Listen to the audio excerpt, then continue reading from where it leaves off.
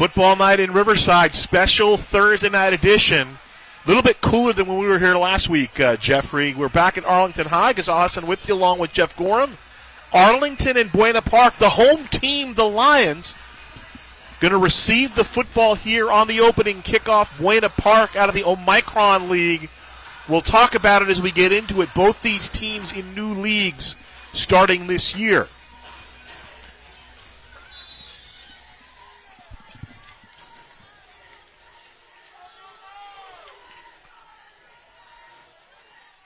So here's the kickoff, and it bounces away. That's a live football. And it'll be ruled a touchback. It went and scooped up by Liggins. And the ball will come out to the 25. Yeah, nobody wanted that ball. They kicked it right to him, said, no, I don't want it. Let it go. Great to see you, Ghazal, here on a Thursday. Like you said, we were here last week. We had fans going on. I went through like 12 bottles of water tonight. It's a nice, I'm wearing a long sleeve shirt. So 1st and 10 line is the 20. We'll get our first look at the quarterback, Daniel Gonzalez. Instead, he'll hand the ball off. The running back for Arlington is David Castro, a sophomore. He kind of emerged late. Nice game there, up for about 5 yards, Jeff. Yeah, I mean, he has been spectacular so far this year. Quicker than lightning. Coach Argamosa really has some high standards for this young man. He said he is just, he is slicing and dicing through these defenses. He was one of our players of the week in the city of Riverside this past week. Daniel Leal split out to the near side. Another give to Castro. First down and more. Finally upended at about the 35-yard line. Making the tackle for Buena Park is Miguel Mercado, the senior defensive back. And both these teams kind of in a similar situation, Jeff. They're both moving to new leagues this year. About a year to the day, they played a thriller down in Orange County, or I guess over in Orange County. It was September 8th last year. And it was Buena Park with the victory in overtime, 28-27, 1st and 10 from the 35. So you know Kevin Argamosa and his team, they want a little payback. But more importantly, Jeff, they're 2-1. They want to get out of the chute quickly at 3-1 start. Another give to Castro past the first level and then spun down as he gets over the 42-yard line. Yeah, Castro last week, 101 rushing yards with 2 touchdowns. But I think they're going to try to run the ball quite a bit tonight, and then see if they can collapse that defense, slide it open, maybe hit some guys in the flat. That's what Argamosa said he's going to do. David Prieto, the fourth-year head coach for Buena Park, he got the Coyotes to the playoffs last year. They actually got a win. They beat Arroyo Valley 62-30 in the first round. Jeff, it was their first playoff win since 2016. 2nd down and 3 from the 42. Again, they're going to give to Castro running left. Past the first arm tackle and then pushed out of bounds, making the stop. Julian Hernandez-Cortez, the senior transfer from Savannah. Mark it up to the 45-yard line. Give him another 3. Close to a first down. It will be a first down as the sticks move up for the Lions of Arlington. And we talked to Kevin Argamosa this week. He kind of wants to open it up. That was the initial idea for what they were going to do. But, Martin Mercado running the offense along with Rick Covington. But I think they're going back to that bread and butter, that ball control, Jeff. Gonzalez gets to throw. Intercepted. That's Mercado with the pick near midfield. He'll angle outside of the 40-yard line. He's pushed out of bounds there by Gonzalez, the quarterback, who also plays a little bit of linebacker. And the first turnover on the first pass, the interception. If you're Arlington, your first pass can't be an interception. But they were running the ball well, and just, I don't know if it was a missed route or just a missed thrown, but Arlington now back on their heels a bit. Last year, this defense recorded 30 takeaways, and they are very good against the pass. They're a little small, little undersized, but they go to the ball very, very quickly and very fundamentally sound. And just kind of overthrows it a little bit. And Mercado, look what I found. Catches the ball at about the 47-yard line, returns it 13 yards up to the 40. They'll mark it officially to the 41, so a short field for the Coyotes. We'll get a first look at their quarterback, Kevin Garcia, the sophomore. He'll work from the gun. They kind of run that Lincoln Riley spread homage to that red gun offense. Out of the backfield, here's Hodge. Hodge, the transfer from Warren, makes the catch, traverse up to the 35, 7-yard makeup on that pitch and catch. And they're going up tempo here, as we see. Yeah, it's that fun and gun, as they call it. Mike Leach came up with it. Lincoln Riley kind of refined it. They also like to kind of run and play downhill a little bit. I talked to their offensive coordinator, Jude Oliva, before the game. 2nd down and 3. Play action. They're going to look up top. Down the field, incomplete. But both quarterbacks getting the ball out quickly today. Arlington got it quick, but yeah, quick throws by the young man from Buena Park. Looking for Zamora, coverage by Andrew Durant for Arlington. So here's a 3rd down situation. Can Kevin Argamosa's defense get off the field? We know we like him a lot too. Kevin, he's a jovial type guy, but he runs the defense, very serious about his football. We'll get into his personality a little bit because it kind of helped him reshape this team. 3rd and 4 coming up. Out of the backfield. Short hop, incomplete. Intended receiver was Zamora. He was open, but the short hop ruled it'll be 4th down. Our officiating crew, Gary Richard, the white hat, meaning the referee, Mel Cabang, the umpire, head linesman Tony Leone, Bobby Wesley, the line judge, and the very polite Ronnie McCauley, the back judge. He came up and introduced himself in the press box before the game. Super nice guy. Offense going to stay out there. Garcia, looking back to his offensive coordinator, Jude Oliva, played varsity as a freshman, threw 9 passes last year. One of 2 freshman quarterbacks to play last year, and they were beset. We'll get into that story a little bit. Buena Park beset a little bit by transfers. Garcia looking over the middle, in and out of the hands of the intended receiver. Andrew Delgado was the man who was there trying to get him the football, and Eduardo Pacheco on the coverage, and ball over on downs to Arlington. So the defense stands up for the Lions. Mentioned they come in 2-1 on the year. Kevin Argamosa in his 4th year. Of course, won a CIF title already.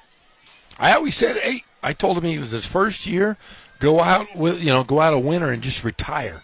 He didn't heed my advice. Didn't listen to you. And he's one of my dear friends.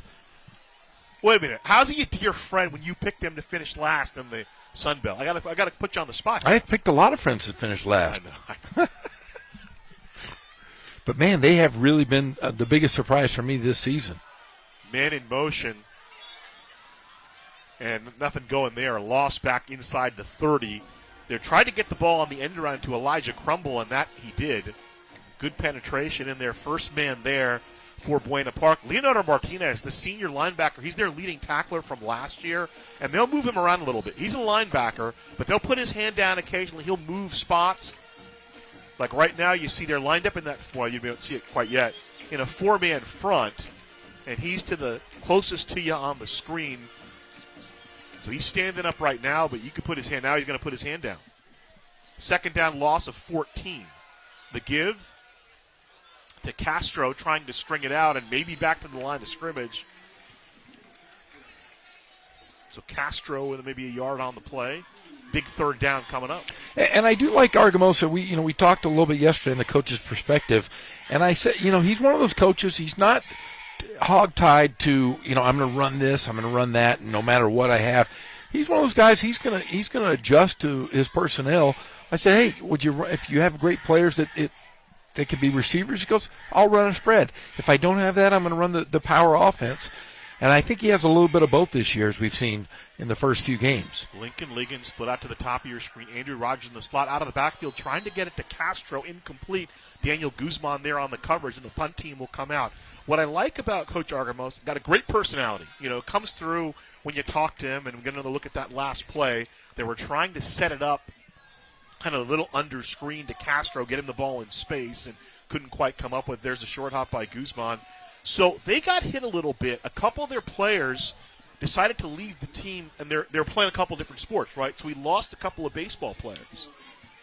So a couple of guys who were expected to kind of return this year decided to focus on baseball. And here's the punt off the foot of Jacob Quiros. It's going to bounce dead at about the 32-yard line, so a 33-yard kick, no return. And Buena Park will start from the 32, and he got a bunch of basketball guys to play for him. Liggins and Crumble are both basketball guys. He got Rodrigo Rios to come out to the team, a couple other guys on the basketball team. And I said, what'd you do? He said, well, I would talk to him in class. I'd kind of make fun of him, goof around with him, joke around with him, and you get his personality going. And people are like, I want to be around that. That'll help me, help me get ahead or help me stay in shape.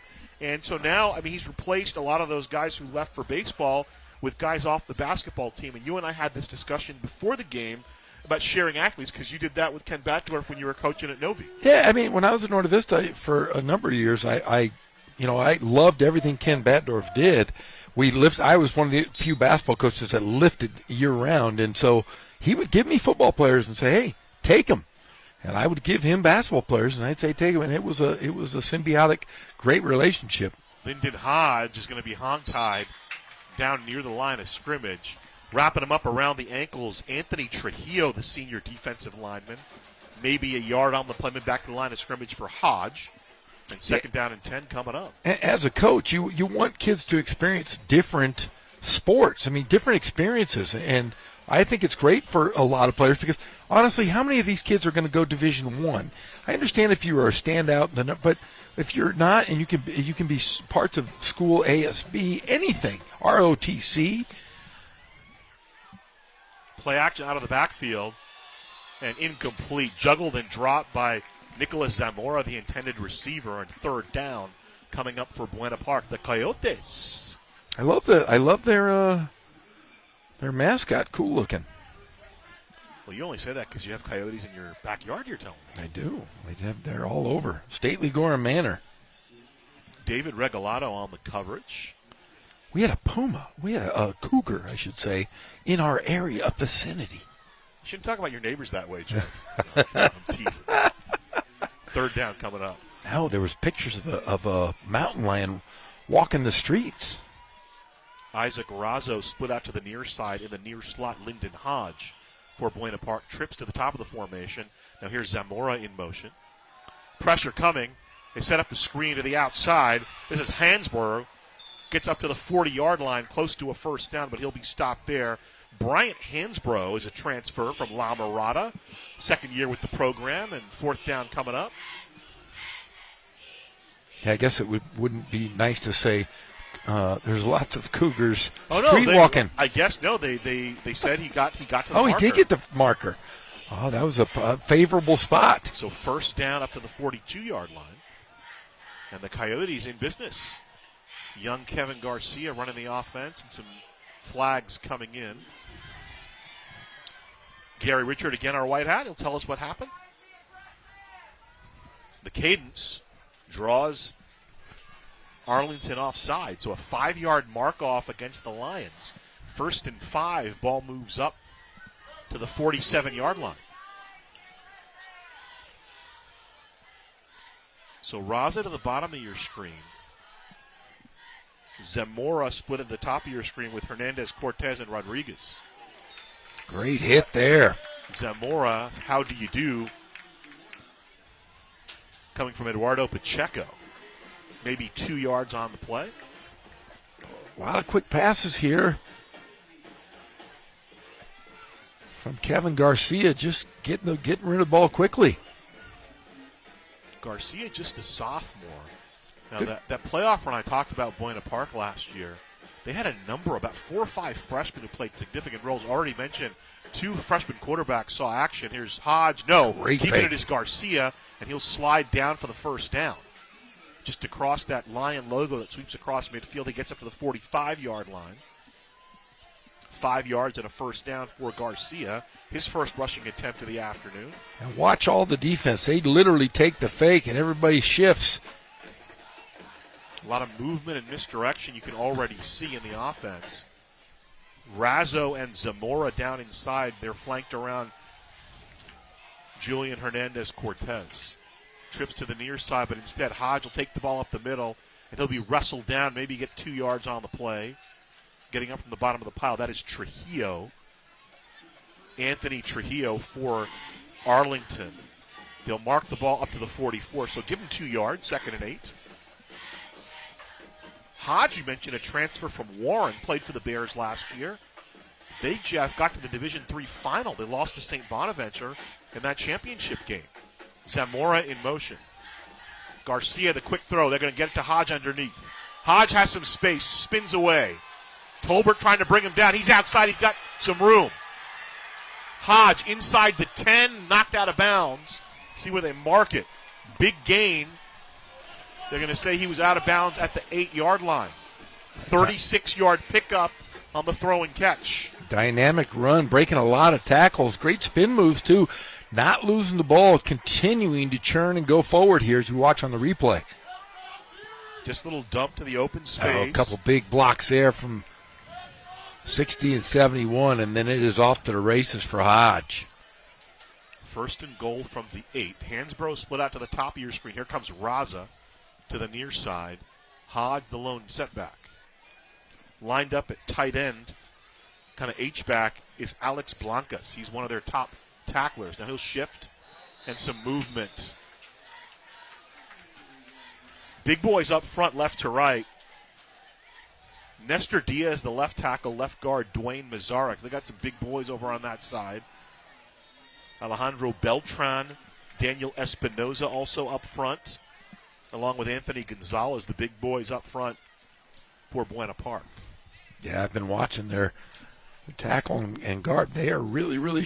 I'm sorry, it's Daniel Espinoza and not Gonzalez. They are shoving guys around right now early. Another 2nd great down. ball. There's the throw looking for Blancas.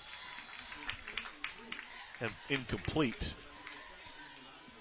So first incompletion of the evening for Garcia.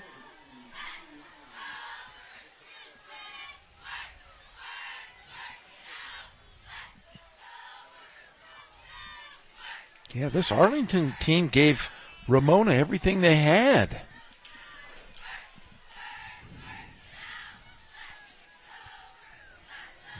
Coach Argamos has done a great job his entire tenure here.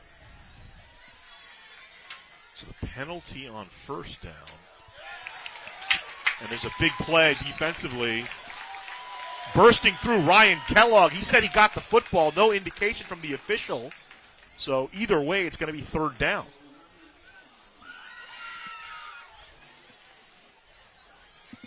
Heady move, though. Stripping him of the football. Hodge gets maybe a yard on the play. Kellogg's a program kid. He's a junior. Kevin Argamos said, he's one of those guys. We had to move his position. He said, Coach, whatever you need. I just want to be on the field. 3rd and goal.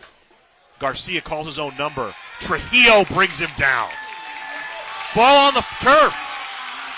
Regalado taking the other way. They blew it dead. Remember we saw that play last year for Arlington against La Sierra. Big Adrian Mendoza had that big return. Yeah, Mendoza, and he was pointing and he was shucking and jiving. Finger guns, yeah. He was, because the quarterback at La Sierra was the quarterback the year before at Arlington. That game was canceled mid-game, wasn't it? One of the games. Third quarter, with third quarter in, there was they were worried about suspensions and all that. So the ball to the 15, and here comes the kickoff, the field goal unit out.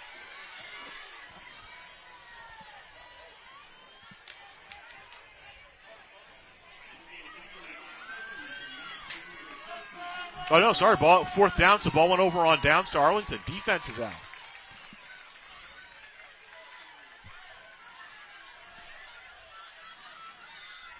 Here's the give to Castro. Up the middle. Castro's got some space. One tackle broken all the way up about the 43-yard line. Great misdirection play on offense. Julian Hernandez-Cortez finally brings him down from behind. 30-yard pickup on the play by Castro. Castro looked tiny among the trees, but was faster than everybody. So I'm guessing, so I was incorrect. That last play was on third down, and I guess they ruled it a fumble just that he couldn't advance it. There's Castro moving around, gets past the one tackle, and is finally ridden down from behind. And he'll walk off under his own power. Always like to see that. There's double wing action there. That's going back to the smash mouth. Remember, Ken Batdorf met with Kevin Argumosa that season. They won the CIF championship and kind of helped him out, kind of put in and helped him work on that misdirection power offense when they hit the playoffs. And Liggins to the top of the screen. In the far slot is Andrew Rogers for Arlington. He'll hand the ball off. Shifty move up the middle. Noah Silva crossing into Buena Park territory.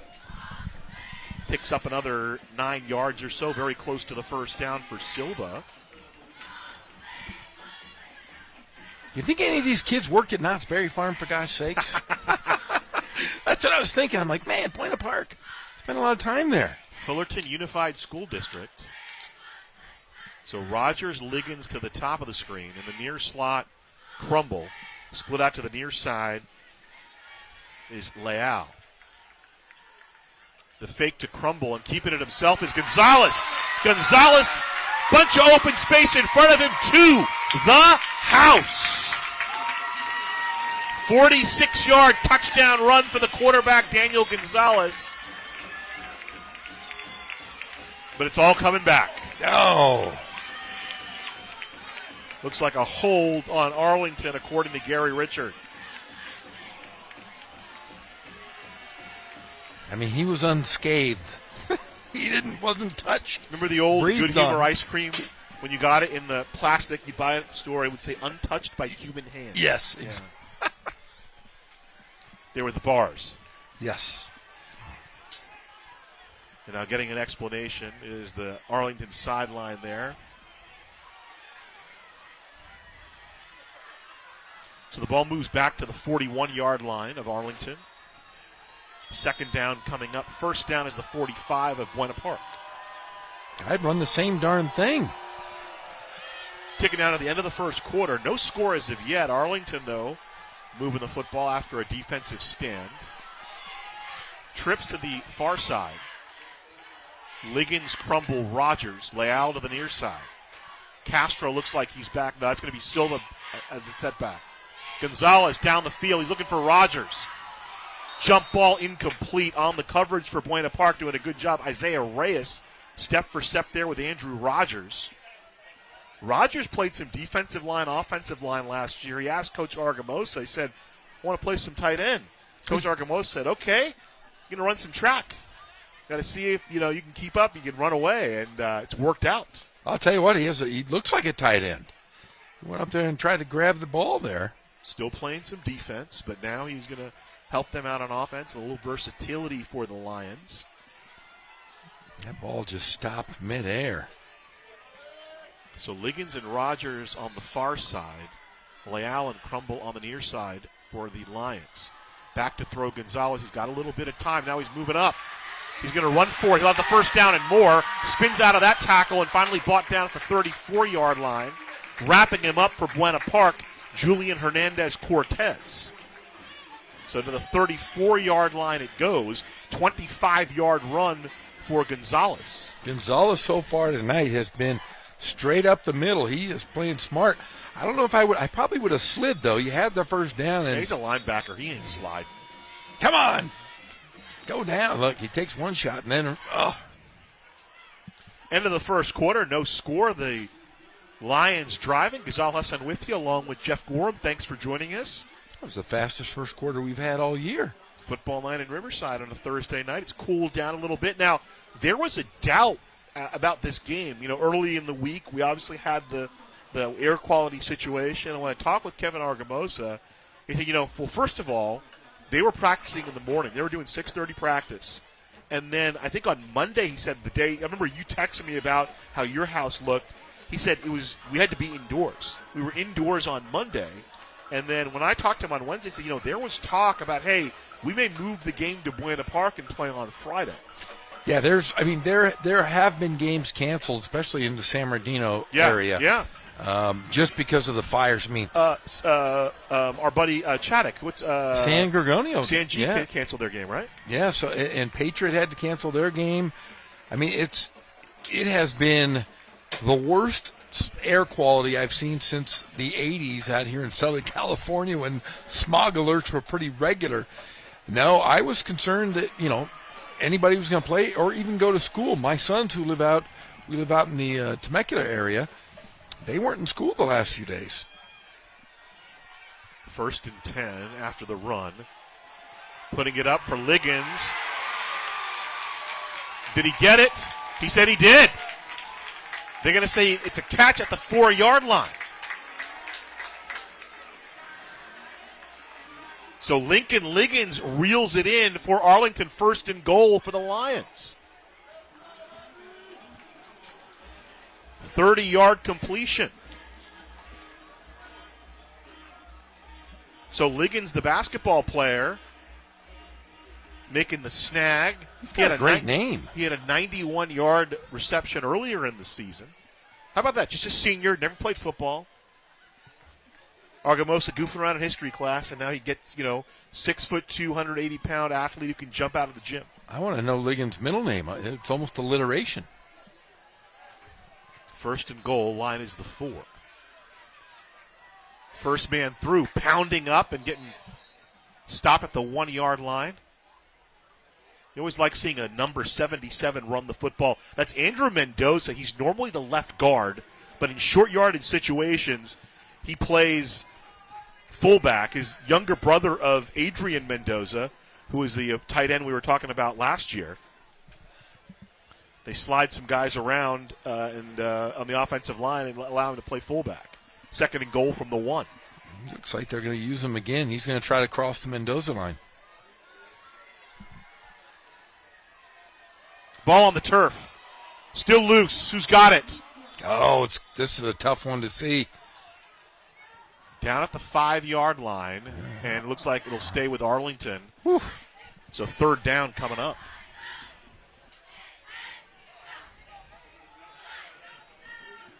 Changes your offense a little bit there. Couple of Buena Park players had a shot at it. It looks like Regalado covered it. Daniel Regalado. So Liggins split out to the far side. Regalado the tailback. Mendoza the up back. Rogers the tight end on the right side. They're going to throw to the corner for Liggins. Touchdown Lions! There's a flag and a play. I think it's going to be pass interference on Miguel Mercado. One-on-one coverage. Wasn't bad coverage, but no. But they just said, Gonzalez got rid of it, put it right where it needed to be, and we'll wait on the penalty.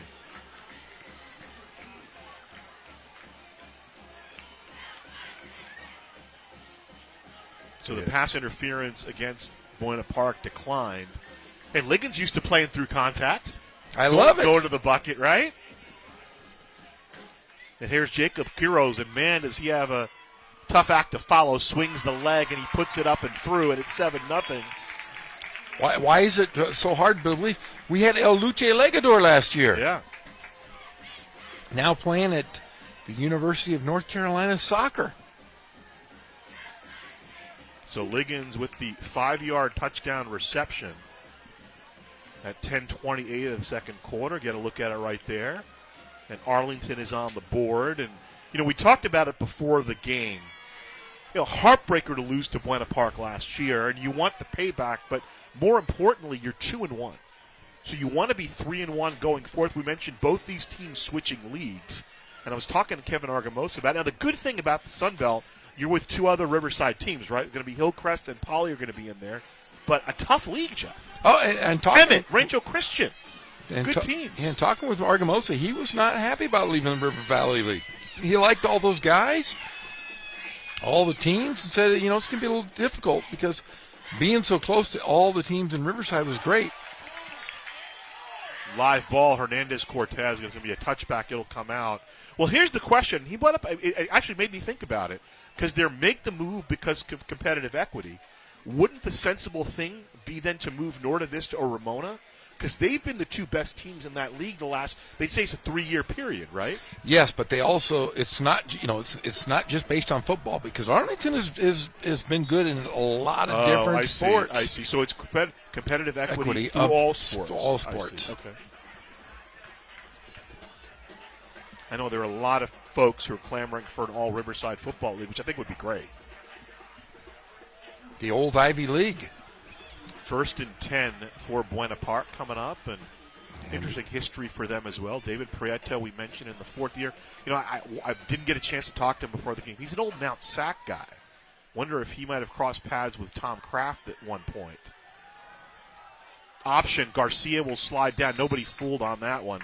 Rolling up was Gonzalez, who's the quarterback, also the linebacker. So that's weird. He's spying the quarterback. It's kind of like X versus Sever, It's like face-off, Nick Cage and John Travolta. They're making a sequel to that. There's Gonzalez filling. Did you know that? I did not know that. Have you seen the Nick Cage movie Long Legs? Is what I want to know. I have not. Fantastic movie. So gain of 2, call it 2nd and 8. Here comes Zamora in motion. They'll give it to Hodge running right. And Gonzalez going to do-si-do, and then coming over and helping out for Arlington is Ryan Kellogg. They'll mark him up to about the 25-yard line, so 3 more yards for Hodge on the play. Hodge last year for Warren, 73 attempts, nearly 500 yards, averaged almost 7 yards a carry, only 1 touchdown, though. 3rd and 5. Zamora in the far slot. Split out to the near side is Razzo. In the near slot is Delgado. Throw to the outside, incomplete. Coverage on the play, Akili Thomas for Arlington. He jumped the route. He would have been nobody between him and pay dirt. It's always dangerous when you throw that out. You got to get it out like a rocket, because otherwise it's coming back the other way.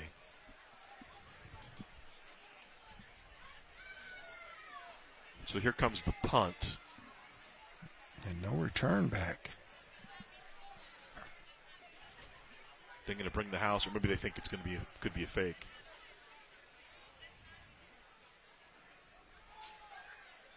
And we apologize. The punter, we don't have a number 15 on our roster, so we apologize for not being able to identify him. Great bounce. Yeah, great roll. Down about the 27-yard line. So a 48-yard kick, no return. Arlington will turn it around from the 27. Thanks for joining us here on Thursday night. I know we have a little NFL action going on, college football action, but wait, there's pro football tonight. I think it's over by now, though. I think it's Miami and Buffalo were playing. Who cares? We got a couple of college games, but this is a Riverside one. TV. Better than the Dolphins and whoever they were playing. So I mentioned Arlington's league move. Buena Park also moved into a new league, the Omicron League. They were for many years in the Freeway League, which is a really tough league. Troy's in that league. La Habra, who's been very, very good of late in the league. Fullerton, obviously. Buena Park, part of the Fullerton Unified School District, 1st and 10. Castro slips up to about the 30. Now, what is the league called? The Micron? Omicron. Never heard of it. So it's a bunch of Irvine schools. I think University, Woodbridge, Portola, and I think Catella's in the league as well.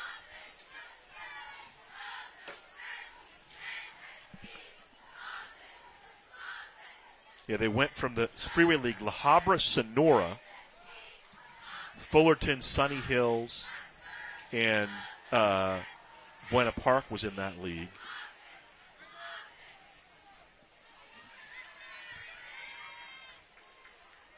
And Troy, I mentioned Troy. I think I said La Habra twice. It was Troy.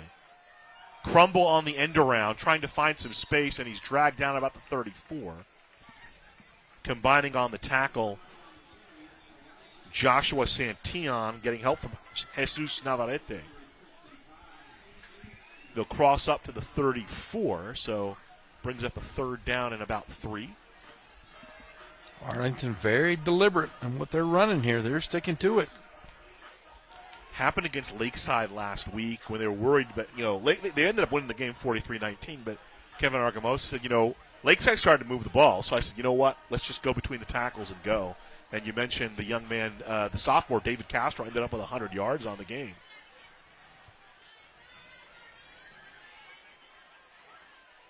Third and 3, games up front. A little confusion in the backfield, and the ball goes down. Oh, scooped up by Gonzalez, averting disaster, and he's going to get a first down and more. Into Buena Park territory. He could go all the way, and he will. 70-yard run on the muff play by Arlington. Touchdown, Lions. Can't draw that one up any better. Holy smokes, that ball was bouncing all over. It was Karaman everywhere. Looked like he was dead to rights. Looked like Buena Park was going to have a shot at a turnover. Gonzalez snatching victory from the jaws of defeat, as they say. Castro just handed it off to him, said, I'm getting hurt. Let's go with the football. And that's all she wrote. So 6:53 to play. I think it's a 66-yard run. It said 30, but I think they were working from the 34. For the quarterback, Daniel Gonzalez. Going to go for 2. And they get it. 2-point conversion to Andrew Rogers to make it 15-0. So 15-0 Arlington. So confusion, and watch the ball come loose there. Blancas dives for it. Gonzalez picks it up, and then once he turns the corner, he's off to the races. Boy, he's got some great speed. Coach Argamosa was talking about him. Said, hey, he is fun to watch. We've seen highlight after highlight on the Friday night pep rally of that young man, and I believe that'll make the cut tomorrow night. Every 11 p.m. every Friday night. You got Pep Fernandez and a cavalcade of stars from 11 to midnight. Tune in and watch that big highlight from Arlington. Zamora from the 3. Has some space, slides up to about the 29-yard line. And here comes some flags in late. 26-yard return. Nicholas Zamora. Yeah, this could be an ejection maybe. Let's see how the referees handle it. Came in late. Let's see if there's going to get it. It should go against Arlington, I believe. Gary Richard, he is our white hat. He is the law. Oh, they call it against. So half the distance will take it back about the 15. Wow. Personal foul. 15-0 in favor of Arlington. 6:46 to play. And Buena Park started playing football in 1957.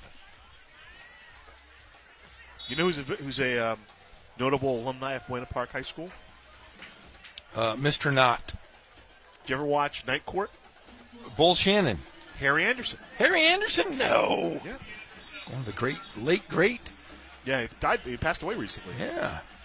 With Marky Post was on that show. Richard Mole. Yeah. Marshall Warfield.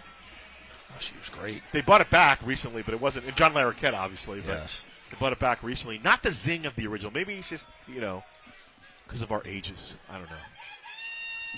So from the 15, it's a 1st and 10 for Buena Park. They trail 15-0. Trips formation, bunch to the near side. Out of the backfield, they get the ball to Hodge. Hodge dancing at the 10, and will be tackled at about the 15. So maybe back to the original line of scrimmage. Grabbing him around the ankles was Dylan Quinones, playing defensive back for Kevin Argamosa and his defense, the senior. He's another guy who played as a freshman and then went and played basketball And when the basketball guys all decided to play football, he said, "Oh, I'll come too." And I guess his uncle is an assistant at Ramona. So kind of grew up around the game and has good knowledge. Second down coming up. Showing blitz. The give to Hodge. Slips that first level and then cuts back inside of the second level, and now he's got some space. Hodge into Arlington territory, was escorted out of bounds to the 35-yard line. Andrew Durant finally makes the play.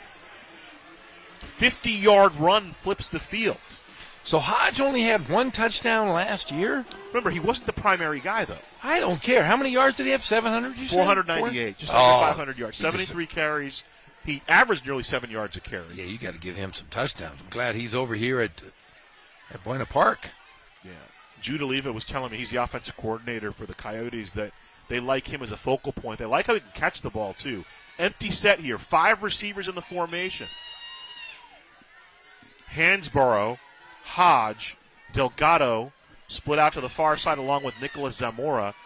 Split out to the near side is Razzo. They'll get the ball back to Hodge,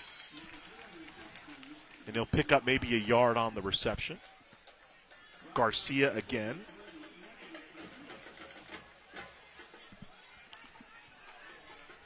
Just get the ball to your playmaker. And that's all they're doing. They're not trying to go for the home run. They're playing smart football here. Try to get back into this ball game. Empty set, but this time they have Blancas in. He is the kind of H-back, fullback set. And timeout called by Arlington. Yeah, if Buena Park here can score, they're going to get the ball in the second half. Make this a closer game with 4:48 to go. Hey, there was just a score. It just came across my phone here. South Alabama State beats Northwestern State. Northeastern State, I think it is. Right? Northwestern State. Oh, wow. 87-10. Wow. USA. It's the most points by an FBS team since Fresno State when they were in 1991, when they scored 94 points. I saw a game once, 108-20. It was Bloomington versus Harupa Valley. I was sitting up in the booth I was the PA guy. That game was ridiculous. 108 points to 20. Or back like in the early 90s, Houston would run, they had that run shoot. They would put that time on the board. That's a weird thing. We've had some really good football teams in the last 20, 25 years. Even back in the old Matt Leinart USC days, they never put up 87 on anybody. No. But, my favorite team, though, in the 80s was Air Force always. Okay. Because they would throw the ball all over the field. I don't care about defense. You know that. Come on. Second down coming up. So Damian Rodriguez, bottom of the screen, near slot Andrew Delgado. Play action. Garcia looking down the field. Zamora one-on-one. Akili Thomas on the coverage for Arlington, incomplete. And that'll bring up third down. So unofficially through the air, 5 for 7 is Garcia, 56 yards.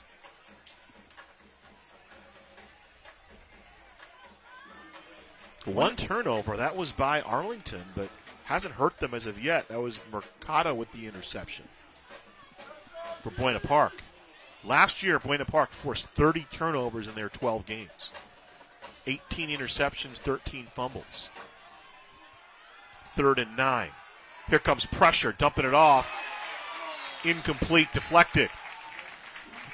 Trujillo bringing the heat for Kevin Argamosa's defense, 4th down. I would assume you would have to punt and push Arlington. No, they look like the offense staying out there. They're going to stay out there. There's Trujillo's pressure, and then the deflection. That's another basketball guy. That's Rodrigo Rios. Had never played football. Came out, they line him up on the outside for his speed and his height.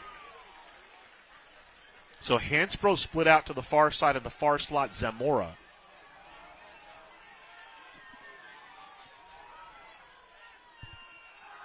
Garcia will look that way. Airs it out, incomplete. Tolbert on the coverage. Thomas running with Zamora, and the ball over on downs to Arlington. Wasn't there a big argument earlier this year with Doc Rivers' son saying that basketball players are better athletes than football players and that they would be great in football? Did you remember that? And the football community went crazy on them. But I'll tell you what, it's worked well for Arlington tonight. Get the athletes where you can, right? Exactly. 1st and 10 Arlington, 4:32 to play in the first half. Thanks for joining us. Lions trying to go 3-1 will be their best start since 2017. Gonzalez airing it out down the field to Liggins. Liggins the hands, but he can't come up with it. Good coverage. That's their best cover man, Miguel Mercado. Meaning Buena Park, second down. I like how they're looking down the field, though, Jeffrey. I do, too. They're going right to the jump ball. Using his vertical leap and just trying to. Lincoln's already with 2 catches, including a touchdown. He and Elijah Crumble are best friends, and Kevin had him in class. Kevin Argamosa had Lincoln in class, was joking around him, got him to come out for the team, and then he brought his buddy Crumble with him. Another look at the play. Good ball from Gonzalez. And Gonzalez kind of pressed him to duty at quarterback. You know, Broderick Burr was their quarterback last year, decided to focus on baseball. Rogers shuttles into motion. Castro running left. Gets outside and pinned down. Gets over the 35, maybe the 36-yard line.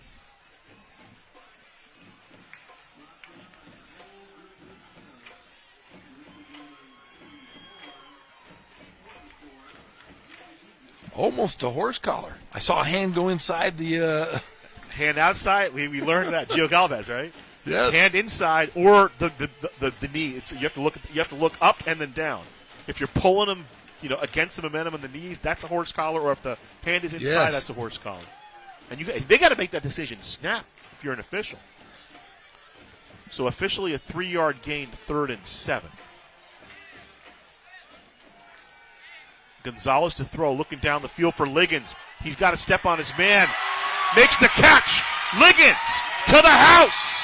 Touchdown, Arlington. 63-yard strike from Daniel Gonzalez to luscious Lincoln Liggins. Boy, he is fun to watch. He says, I'll line up on either side of the field, just throw it up. I'm going to grab it. Now, I don't want you to take this the wrong way.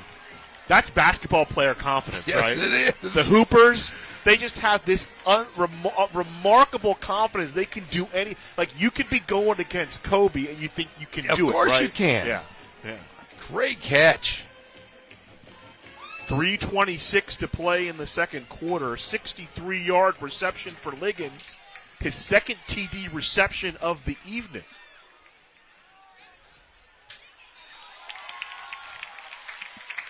PAT through 22-0 Arlington because they had the earlier 2-point conversion. Let's see how this play develops. Straight man coverage on the outside. And Liggins, the double move. Ball actually a little bit underthrown, but nice job. And that's, you play through contact a lot when you're a basketball player, Jeff, do you not? You do. I mean, I'll tell you what. The good ones, at least. The good ones. The real good ones. And he used his off arm once he caught the football to slap it down. Great play. And they're going to try to take advantage of that matchup all night long if they see that. Because that's a one tall fella versus a not so tall fella. I mean, you got Batdorf throwing passes. You got Argamosa throwing. I feel like Heston in Planet of the Apes. Yeah, what's going on in our world? You wake up and all of a sudden you see gorillas on horseback. What's going on? The world is turned upside down. It's a madhouse, Jeff. All right, here's the kickoff. Buena Park. They still have some time. Remember, they get the ball to start the second half. They really need to orchestrate some kind of drive here. Here's Zamora from the 5. Over the 20. Trying to get outside, and they'll be pushed out of bounds. That's Thomas making the shove. And so right to the 30-yard line, 25-yard return, and the Coyotes will line up there.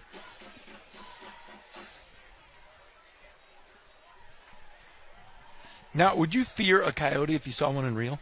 Probably. Not me. No? Nope. I fear, because I have Thor. I have a big German Shepherd. There you go. Of course. See? But I see these little coyotes, and I want to release Thor to him, but I don't want him to get rabies or anything. But I think he could take care of business if I needed him to. The prairie dog, the coyote, came to the plains in the 1700s. 2-by-2. Here comes Hodge in motion. They're going to throw it to the outside, and Hansbrough can't quite reel it in, incomplete. They like him. They think Hansbrough's going to be a pretty good player, but, kind of a year away. He's, 6'4", just starting to kind of catch up with his height. What they like about him is he's real physical. And when you get these tall receivers, sometimes what keeps them from moving to the next level is that physicality. When I was talking to Judah Leva, he said, no, that's not an issue for Hansbrough, but he's kind of got to figure out his height and his coordination a little bit. He's going to be really good down the stretch for Buena Park. Second down and 10 coming up from the 30. Empty set, then here comes Hodge into the backfield. Incomplete on the coverage, Caden Patel for Arlington, intended for Isaac Razzo, the junior wide receiver. And Arlington looks like they might have another shot at getting this football if they can make a play right here. And this should be in pretty decent territory. So Rodriguez split out to the near side. Right next to him is Julian Hernandez-Cortez. Here's Hodge in motion. Garcia will take it himself, and he slides down. Waiting there was Patel. He'll get about 7 yards, so 4th and 3 coming up. Garcia now 4 carries for 11 yards. And they're going to go for it here.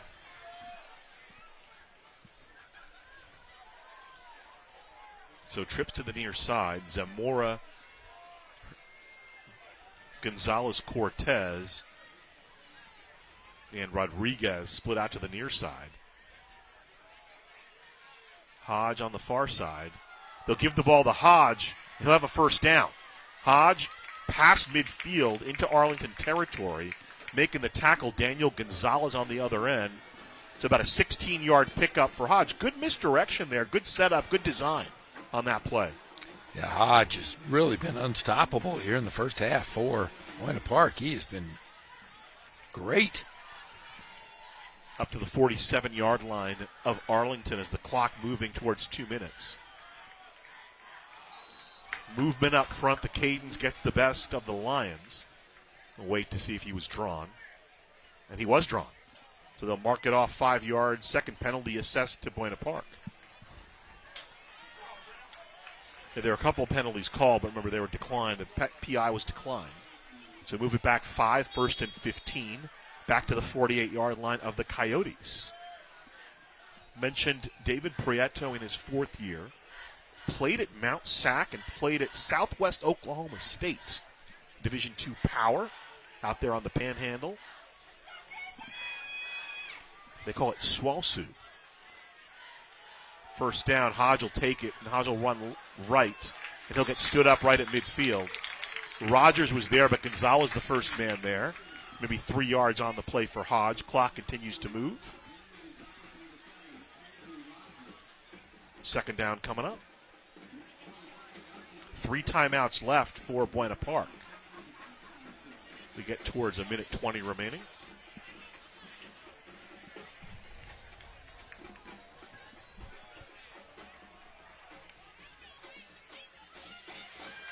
Hansbrough split out to the far side. Hodge in motion. They're going to look down the field. Garcia in some trouble now. Now Garcia will run with it, breaks one tackle, and then Rogers finally escorts him to the turf at the 44. Third down. They'll call timeout. It'll be about 3rd and 7. So give him 8 yards on the run. 55 seconds remain as they call timeout.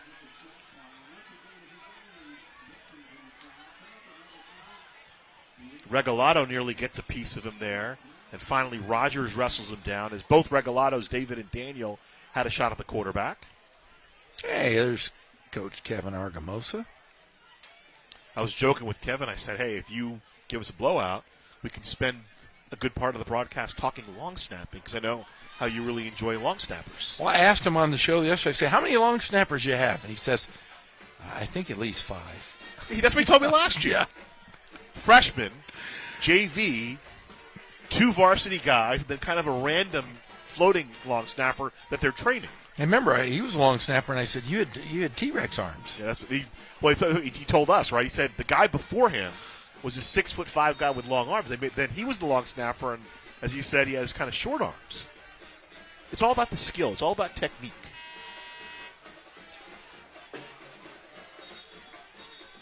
Get a look at the Coyotes huddle.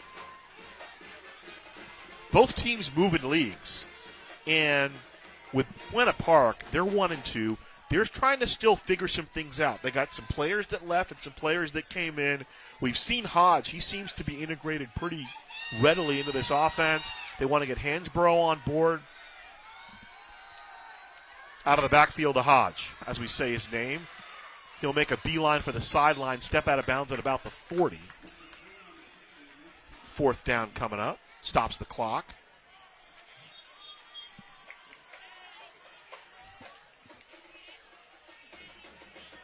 $75 yards on the ground for Hodge, 48 yards through the air. 1 if by land, 2 if by, well, I guess C, by air, not C. And 4th down coming up. From where the line judge is standing, it's about a 4th and 2.5. Rogers had the angle, and Hodge able to run past Andrew Rogers. Sounds like the brother of Steve Rogers, Captain America. We mentioned playoff win for Buena Park last year. It was their first playoff win since 2016 when the head coach was Anthony White. And we'll get into that story a little bit, but I didn't realize this. Buena Park started playing football in 1957, and to be fair, they're kind of in a football-heavy area there in Fulton, Orange County. Did not win their first CIF playoff game until 2001. And then that year, they actually went to the Division IX final where they lost to Brea Olinda 45-14. Now, the playoffs were kind of smaller when CIF first started, right? There's only 2 divisions, and now there's 14 or something. But in the 7 years Anthony White was head coach, they made the playoffs 6 times. And they made 2 CIF semifinals. Oh, a great run. Yeah, and Coach Oliva, who is the offensive coordinator, Jude Oliva, he actually grew up with Coach White, who played at Utah for Urban Meyer, whose name's in the news today. 4th down coming up. Here's the fake, and now Zamora on the misdirection, and he's going to be close, depends on where they mark it. Where the official is standing right now, it'll be a 1st down, and they'll signal 1st down. So Zamora got the yards that he needed on the play, about 4. And they'll move the sticks. Again, I'd love to have Ken Batdorf break this one down for us, Jeff. All the movement and misdirection on the inside. Empty set coming up now, 1st and 10. And now whistles and flags. False start. 3rd penalty. Ken Batdorf this week took his Norte Vista team and took them all the way out to Orange County to practice due to the fire here. So he said, hey, if I can't practice here, so he rented a bus and drove all the way out to Orange County to practice. Where's their game tomorrow? They are at Great Oak out in Temecula. Out of the backfield, Zamora dancing at the 40, 35. Finally pulled down inside the 35. About 8 yards, they'll keep the clock moving, and that'll be the final timeout for the Coyotes. Tackle on the play. I believe that was Pacheco. If it wasn't Pacheco, it was Rios. Eduardo Pacheco, just a sophomore, and Kevin Argamosa really loves what he brings because he can play a couple of different places, and a player looks like a Buena Park player is down. So out of the backfield to Zamora. Kind of holding the ball like Walter Payton. I think this is Zamora that gets hurt. That was Pacheco. Oh, yeah, that did not look fun. I think leg got tangled up with somebody.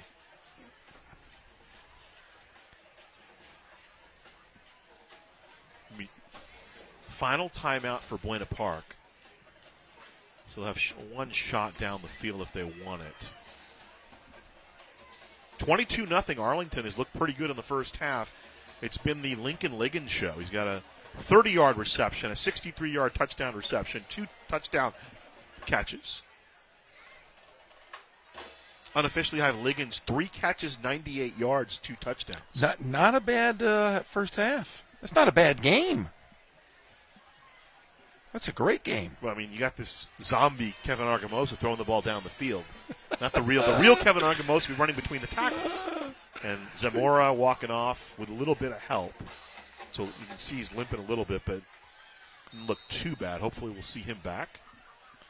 I think it's his ankle, by the way. He is. Yeah, maybe you turned the ankle a little bit. That's never pleasant. No, it's horrible.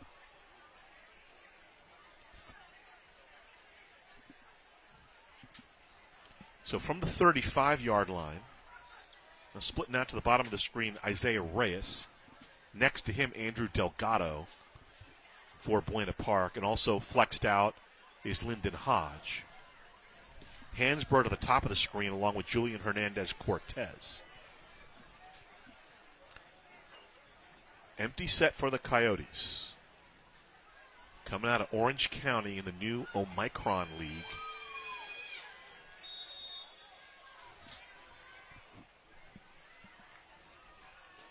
Fourth-year head coach David Prieto.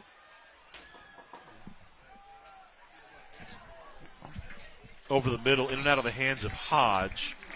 Pacheco on the coverage. Look at another shot. Third down coming up.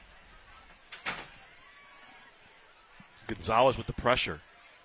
Had to kind of release the ball before, meaning Garcia had to release the ball before he would have probably liked to, because you got number 1 bearing down on you.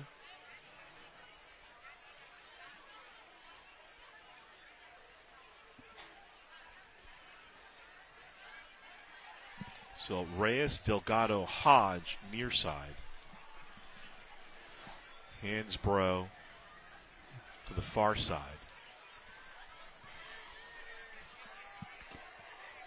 On the turf, they're going to go up top. It's complete, and that'll be it. Reeling it in, Hernandez-Cortez inside the 15. Will they have time to spot it and throw it? Will they have time to snap it once they set the change, and they will not? So the completion to about it would have been about the 13, so about a 20-yard completion from Garcia to Hernandez-Cortez, and that's how the first half ends. 22-0 Arlington. And Lions are looking pretty primed. We talked about it. 2-1. They really want to get off to a good start getting into the new league. And Lincoln Liggins has had a good first half. Daniel Gonzalez, how about him? Throwing the ball and running the football. Well, they've done everything they're supposed to do. They've played smart football. Not a lot of flags in that first half. Mistake-free football.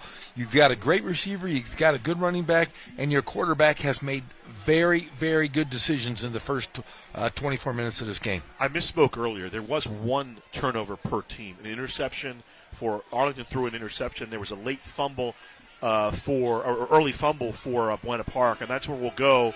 22-0. Arlington leads Buena Park. Special Thursday night edition of Football Night in Riverside. He's Jeff Gorham. I'm Ghazal Hassan. We'll step aside for the halftime festivities, and we'll come back with more football for you. It's the CIF on Riverside TV.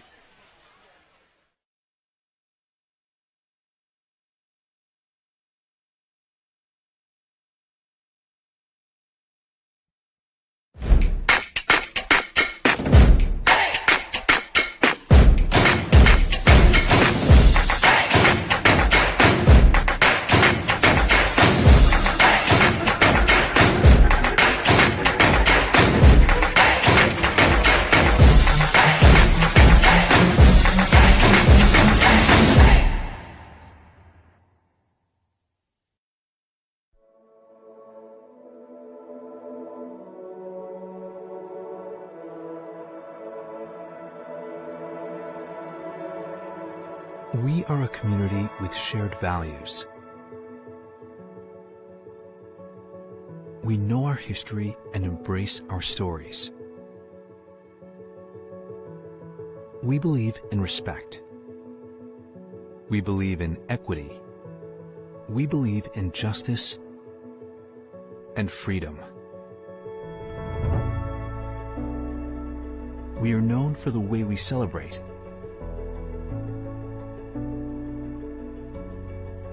for how we create, and the ways we relax. We are known for our flavor and our vibe.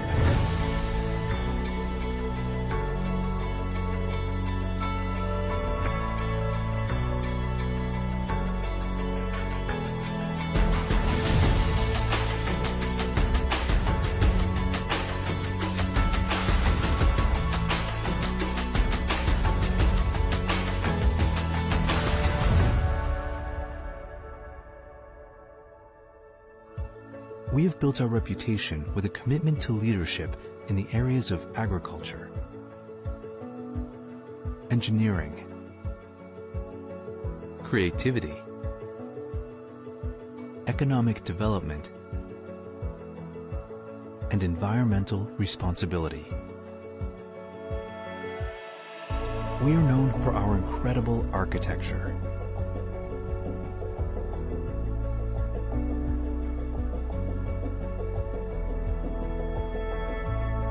and the murals that grace our city walls.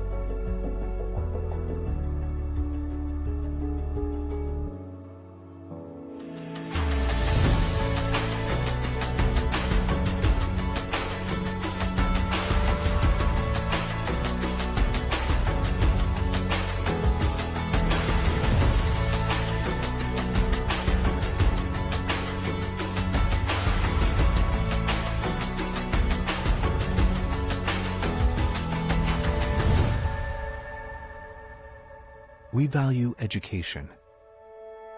We value service. We value the self-made.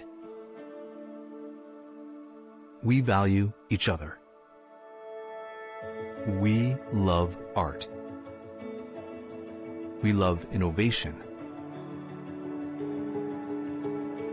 We love Riverside.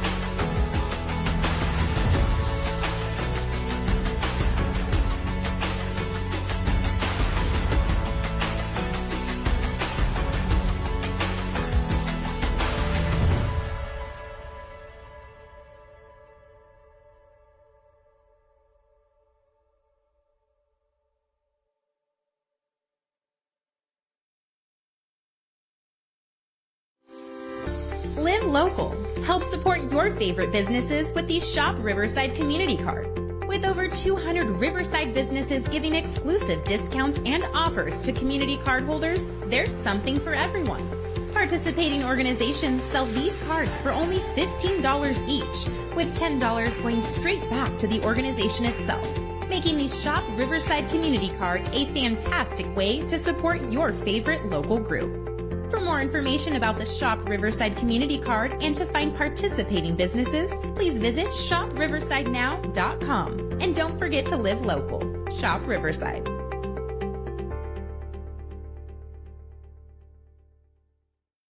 California leads the nation in railroad trespass-related fatalities. In 2021, there were 243 trespass casualties in California. We can all help reduce trespass-related incidents even further if we never trespass on railroad property for any reason.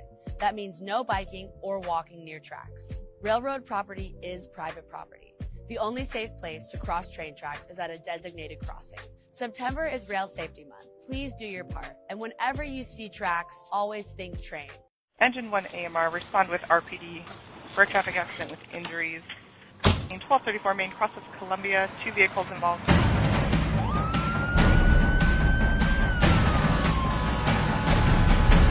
Each year, the Riverside City Fire Department responds to 40,000 emergency calls. 431.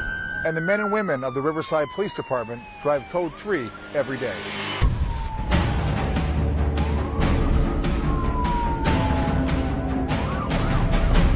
We need your help so you know what to do when you see emergency vehicles. Pull to the right. Pull to the right. Pull to the right.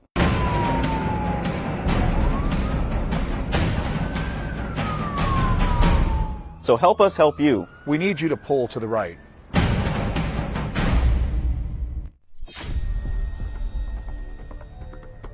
We are proud of the Riverside Police Department's tradition of integrity, service, and excellence. RPD officers are disciplined, well-trained professionals who always lean forward to make our community safer and more livable. We are always looking for mature, educated men and women who want to apply their courage and judgment to serve the people of Riverside. If that's who you are, we want to talk to you.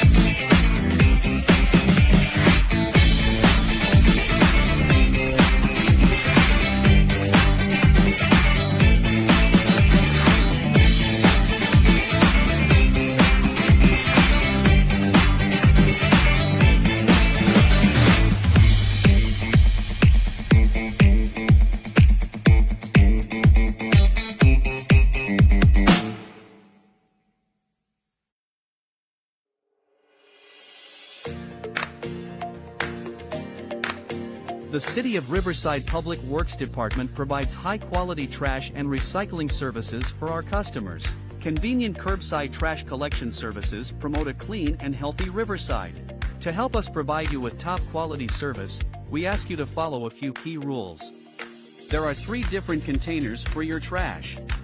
The blue bin is for recyclables and should only be used for clean recyclable materials such as aluminum cans, cardboard, glass bottles, plastics, and styrofoam. The old brown bin, or new bin with gray lid, is for standard household trash and items not suitable for the other bins, such as animal waste, cactus, palm fronds, soil products, and other waste. The green barrel is for your grass clippings, leaves, weeds, and other plant materials, excluding palm fronds, cactus, and yucca. And please remember not to use any of the containers for heavy construction waste such as concrete. For a complete guide to sorting your trash, please visit riversideca.gov/publicworks.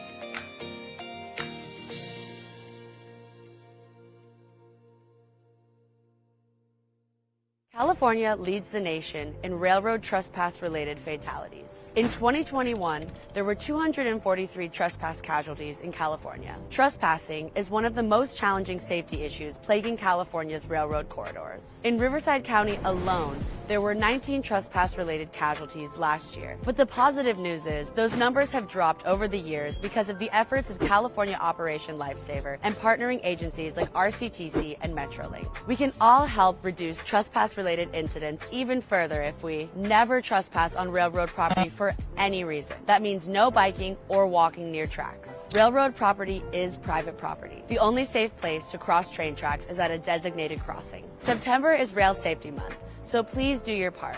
And whenever you see tracks, always think train. And stay off, stay away, stay safe. We all need to eat, but do you know where our food actually comes from? If you're like most of us, our food starts its life in a land far away, where it's picked and packed before its prime and ripens during transit rather than on the vine. From the fields to packaging facilities to ships to trucks, even airplanes, to local distribution facilities, it's a tiring journey before it ever reaches our neighborhood store. Locally grown foods, however, are harvested at the peak of ripeness and can arrive in the store or restaurant within 24 hours, retaining much more of its flavor and nutrition. So why else buy local? Buying local supports farmers and businesses. It creates jobs and raises the community's income. This Grow Riverside initiative has a long-term impact to create a higher quality of life by increasing access to nutritious food, and creating local jobs and businesses that help generate sales tax revenue to support vital services such as police, fire, and our local parks. So go out and shop local, eat local, support our community while enjoying fresher, more delicious, and nutritious food. Find out more about the exciting local food movement, where community members, leaders of the local food movement, local government, and local growers come together to discuss the exciting future of sustainable local agriculture. I get to see little girls come in and say, like, I'm gonna build a bridge, I'm gonna play with electricity, I'm gonna build a catapult, and it's so much fun to see them light up and to see that they know that they can now do this. Kay Yang is a local entrepreneur and engineer who has had a passion for tinkering since childhood. Memories of tinkering with her dad in the garage inspired her to start her own business focused on reimagining the way engineering is taught and making STEM engaging, particularly for young girls. Her business, Tinker the Robot, provides building kits that include everything necessary to create stimulating STEM projects. Kay recently completed a series of STEM workshops in partnership with the Riverside Public Library with the goal of sparking students' innovation and making science fun and engaging. In the library it's great because they come in with a family, they discuss, they build, they learn, they connect, they create moments, and then they can take it home and continue those moments at home. So that's really what this is all about, helping foster self-confidence and get kids to really understand, like, they could build this, they can solve the problems of tomorrow.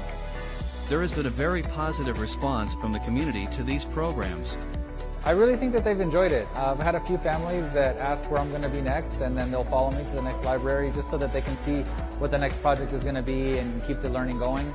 And the staff here at the library seems to enjoy it as well. They all been very welcoming, and so yeah, I think the public generally likes it, and I think they want to see more.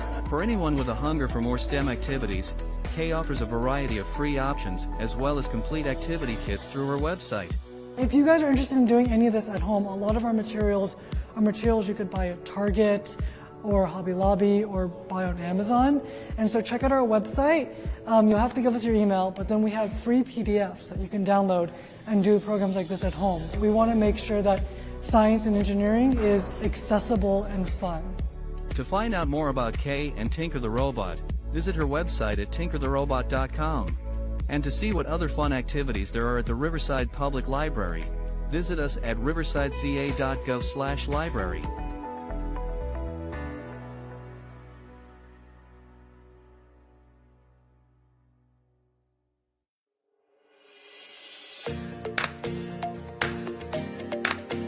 The City of Riverside Public Works Department provides high-quality trash and recycling services for our customers. Convenient curbside trash collection services promote a clean and healthy Riverside. To help us provide you with top-quality service, we ask you to follow a few key rules.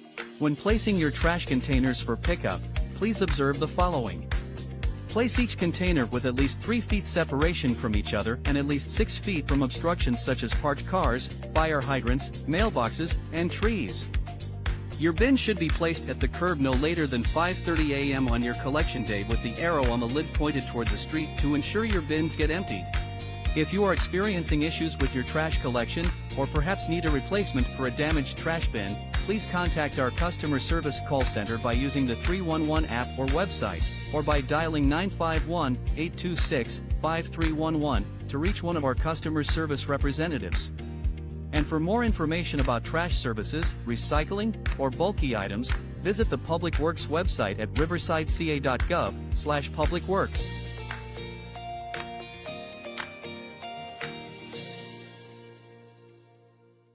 This place, it's called CrowdFix Wellness. We're based in Riverside, California. We are a sports recovery wellness center. We get half athletes or people who are just very active who are looking to recover a lot faster. And then the other half we get. Welcome back. That's some of our ambition, 22-0. And, you know, Jeff, there's been a lot of politics in the news lately and the debates. And the legacy of debates in this country started with Lincoln and Douglas back in the 19th century. And perhaps the answer for Arlington is the new Lincoln administration. I, of course, am talking about Lincoln Liggins, who had 2 touchdown catches in the first half. Daniel Gonzalez also with a touchdown run. All those scores came in the second quarter to assemble this 22-0 lead for the Lions, on the verge of going 3-1 to start this year, which would be their best start since back in 2017 under Rich Lunsford. That team ended up going to the playoffs that year. And, they went – Kevin Argamosa's first year, they went on that run late in the year to win the CIF title, and they went on to play in a state final. But moving to a new league, very important for Arlington to get off to that good start. And if they can hold on here in the second half, 3 wins in their first 4 games would be a pretty good start. Well, I'll tell you what, it's building confidence. And when you talk about that league, there are some powerhouses, including that Riverside Poly team that has really started off pretty well after going to the CIF championship last year against Riverside Ramona. But I have to tell you what, Argamosa has found a couple playmakers, including Lincoln Liggins. It's Arlington Poly, Hillcrest, Hemet, Valley View, and Rancho Christian who are in the new Sun Belt, right? It's called the Sun Belt. Yes. And if you look today at Cal Preps, they rank Arlington right now. They rank them 4th in that league. To get into the playoffs, you want to be 3rd. Now, if you're 4th, depending on how many wins you have, you can still get into the playoffs, but you want to get those AQs, they call them, the automatic qualifier, and it's going to be a bit of a chore. We've seen Hillcrest, they're pretty good. We've seen Poly, they're pretty good. We know Rancho Christian's going to play hard. Valley View has a pretty good performance this year, and Hemet probably comes in as the favorite, no? I mean, Hemet has really surprised everybody so far this season. Our friends Pep Fernandez did a story on them on the Inland Sports Show, but John Rice, Mr. Football himself, said that Hemet should win that league. I'm not too sure, just because I've seen Rancho Christian. I think they're very, very good, and I think it could be anybody's game, but Hemet is sure the talk of the preseason. So Elias Sanchez is going to drop deep along with Isaiah Reyes for Buena Park, and the kickoff coming from Jacob Quiroz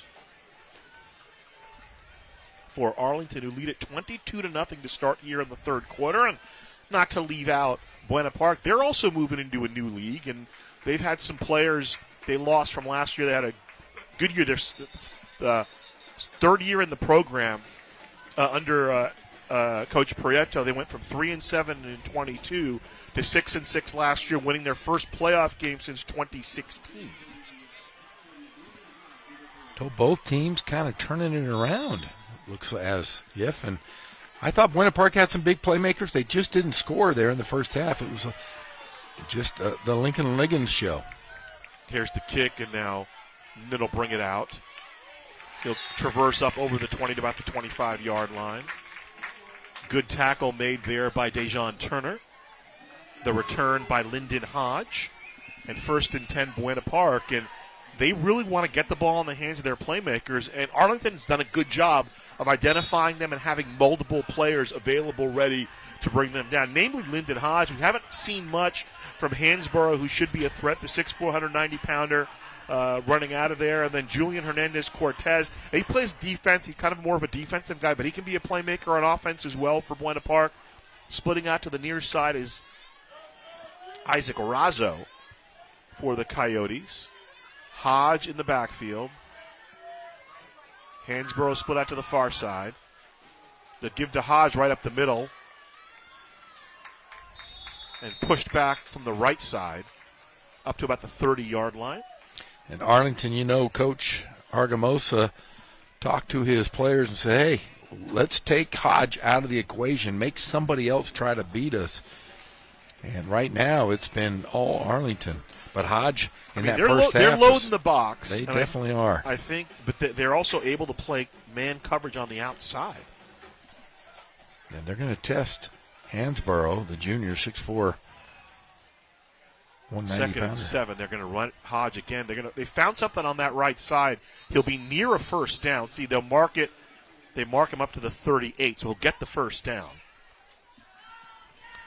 6 more yards for Hodge, and they'll move the sticks. But if they can get Hansborough in the mix here in the second half, should be able to open up and give the running game a little bit more room. From the 38-yard line, 1st and 10.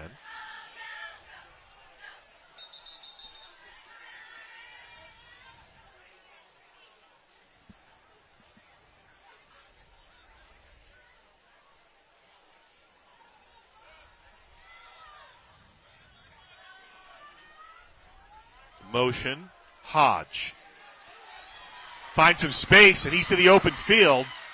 Shoved out of bounds around the 20-yard line. We'll see where they mark it. Andrew Durant had a line on him and shoved him out of bounds. Think we're going to get a heavy dose of Hodge here?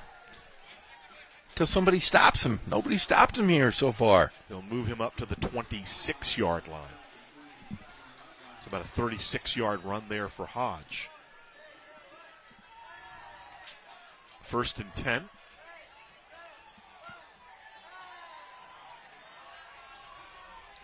So Hansborough split out to the far side. In the far slot, Andrew Delgado. Razzo split out to the near side. Delgado in motion. They'll give the ball to Hodge. He'll run right into Trujillo, though. And Trujillo will pull him down right behind the line of scrimmage. 2nd down coming up.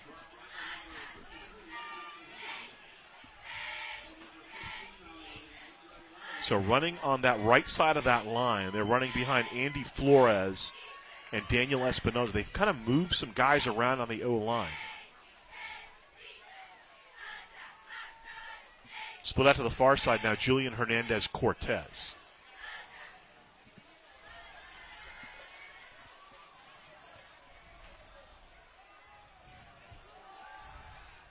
They'll fling it out to Blancas.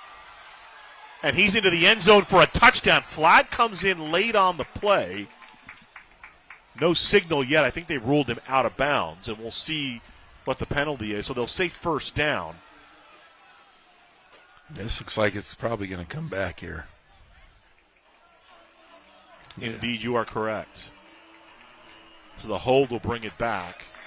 10-yard penalty on Buena Park. That's the 4th penalty on the Coyotes, 25 yards. Penalty yardage. The ball goes back to the 20.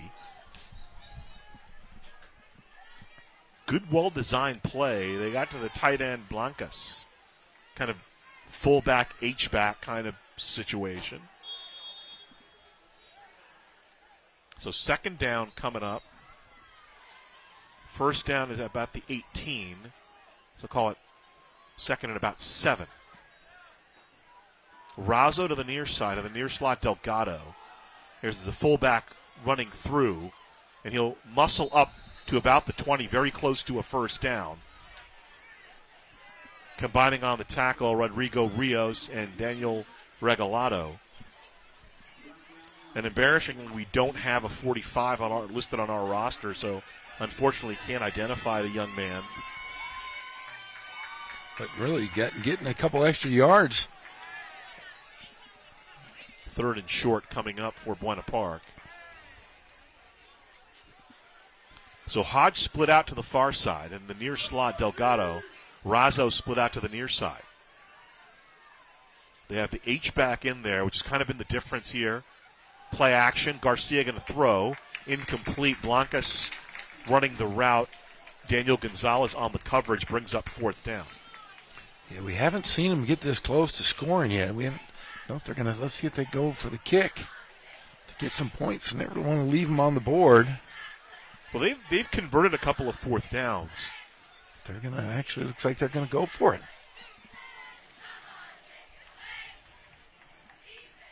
You know, I love the kickers. Anytime I can see a kicker out there, of course. Hodge will take it. 1st down and more. Makes a nice move. He's to the end zone. Touchdown, Buena Park. 20-yard run for Lyndon Hodge. He finds pay dirt, and the Coyotes on the board. And just a great effort there from Hodge. He's been just continuing. In fact, much better here in the second half, and he thought he was great here in the first. So now you'll see a PAT, or will you? Will they go for 2 here? No, they'll kick it. Both teams with southpaw kickers.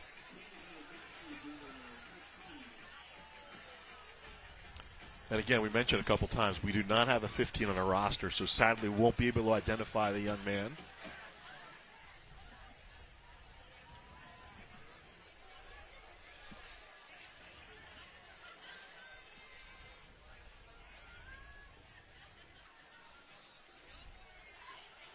Here's the kick. Up and it's good. It's 22-7. So Buena Park on the board here.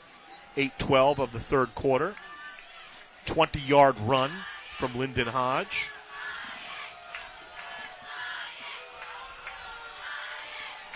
Now it's up to the defense. Nice move at the end there. Caden Patel potentially is going to bring him down, but he was got around him.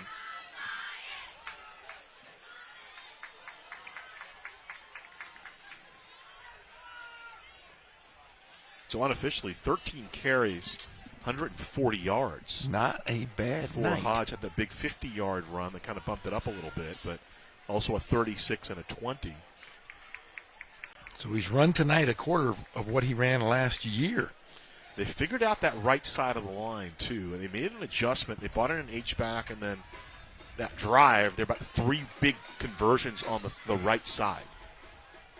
So I'm sure Kevin Argamos is going to go make some adjustments the next time the Coyotes, that's the chess game between the offense and the defense. Jude Oliva, the offensive coordinator for head coach David Prieto and Buena Park, and Kevin Argamosa, the head coach of Arlington, runs his own defense. Squib kick.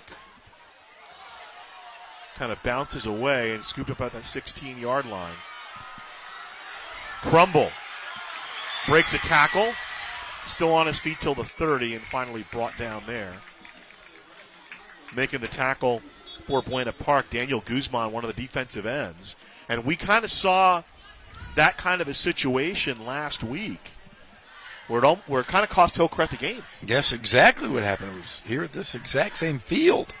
A little confusion on a kickoff play where it's a live ball, and then obviously the defense took over for Ramona, putting some pressure on, forcing a turnover. So it looks like a flag on the play, and the penalty will be marked off against Arlington back to the 15-yard line. So a 15-yard mark off. That's the third penalty accepted against the Lions. 3 penalties for 30 yards, 4 for 25 against Buena Park.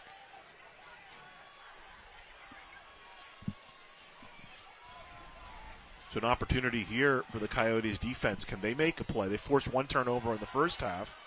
Castro brought down at the 25-yard line, very close to getting some of that penalty yardage back, and they'll move the sticks.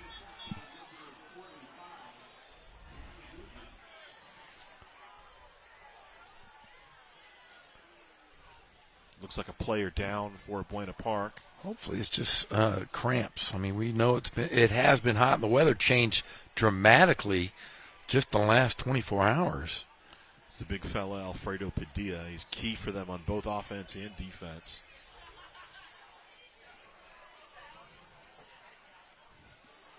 So Castro with 10 yards on that carry. They'll move the sticks.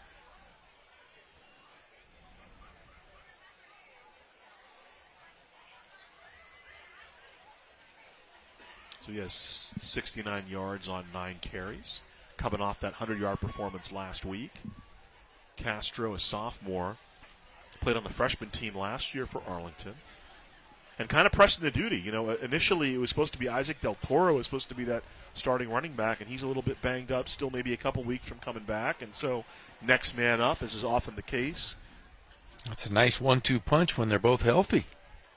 And talking to Coach Argamos, you know, I kind of thought sometimes you don't want to jump guys in as too early, but he said the way he ran against Ramona kind of led me to believe, okay, this guy, we can definitely get something out of him this year, and he's ready to play this year because we know how short-handed Ramona is in terms of the tackling and how fundamentally sound they are. And when you run well against a team like that, then you know you're doing the job. And obviously then when Del Toro comes back, like you said, you have a couple of different options. You do a little change of pace. We have a little bit of time right now, so it's a little bit of a sad story. We talked about the head coach, Anthony White, who's head coach at Buena Park between 2010 and 2016. They made the playoffs 6 out of 7 years after not having been in the playoffs for a while when he got there. I think it was almost 9 years as they're going to help Padilla off the field. And kind of resurrected the program a little bit, then left for a while to take care of his family and was until recently the head coach at Santa Ana College, junior college level, and unfortunately he got cancer and he passed away last November. Oh. And so he kind of helped to kind of turn the program around. And when you look at the articles about his memorial service, all the guys that played for him just talked about what an inspiration. He himself played college football. He's a Rosemead guy who played at Utah for Urban Meyer. 1st and 10, line is the 25. Here's Castro again. Blancas makes the tackle, maybe back to the line of scrimmage. And you said Urban Meyer was in the news today? The Mucky Mucks at Notre Dame won Urban Meyer now. Oh. You saw what happened over the weekend, right? Oh, I did. Yes, I did. Have you ever been to DeKalb? I've been to DeKalb.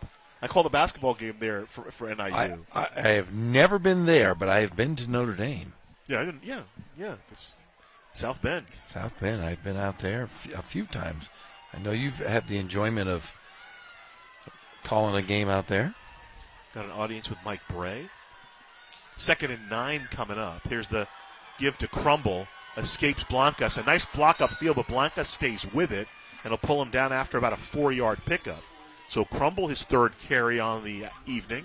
He's got 8 yards. Clock continues to move here in the 3rd quarter. 22-7 in favor of the home team, the Lions of Arlington. Hey, have you ever had one of those Crumble cookies? Have you ever heard of that? Yes. Are they good? I had it once. It's good. It doesn't change your life. Everybody talks about it like it's In-N-Out Burger of cookies. Yeah. I'm not going to go that far. Remember, I went to grad school at UCLA, so I'm a Didierisca. Is that a cookie thing out there? That's the local cookie shop down in Westwood. Next time you're out there, I'll take you. Castro runs headlong into the teeth of the defense, but dragging tacklers. He may as well have a 1st down, and he does. They mark him up over the 30 to the 36. I thought somebody lost their head in there. Saw a helmet fall off. A Jedi slash. Did you see James Earl Jones passed away? I knew we were going to bring that up. Another look at it. Oh, he takes a shot and then keeps going. He's only a sophomore. Get out of here.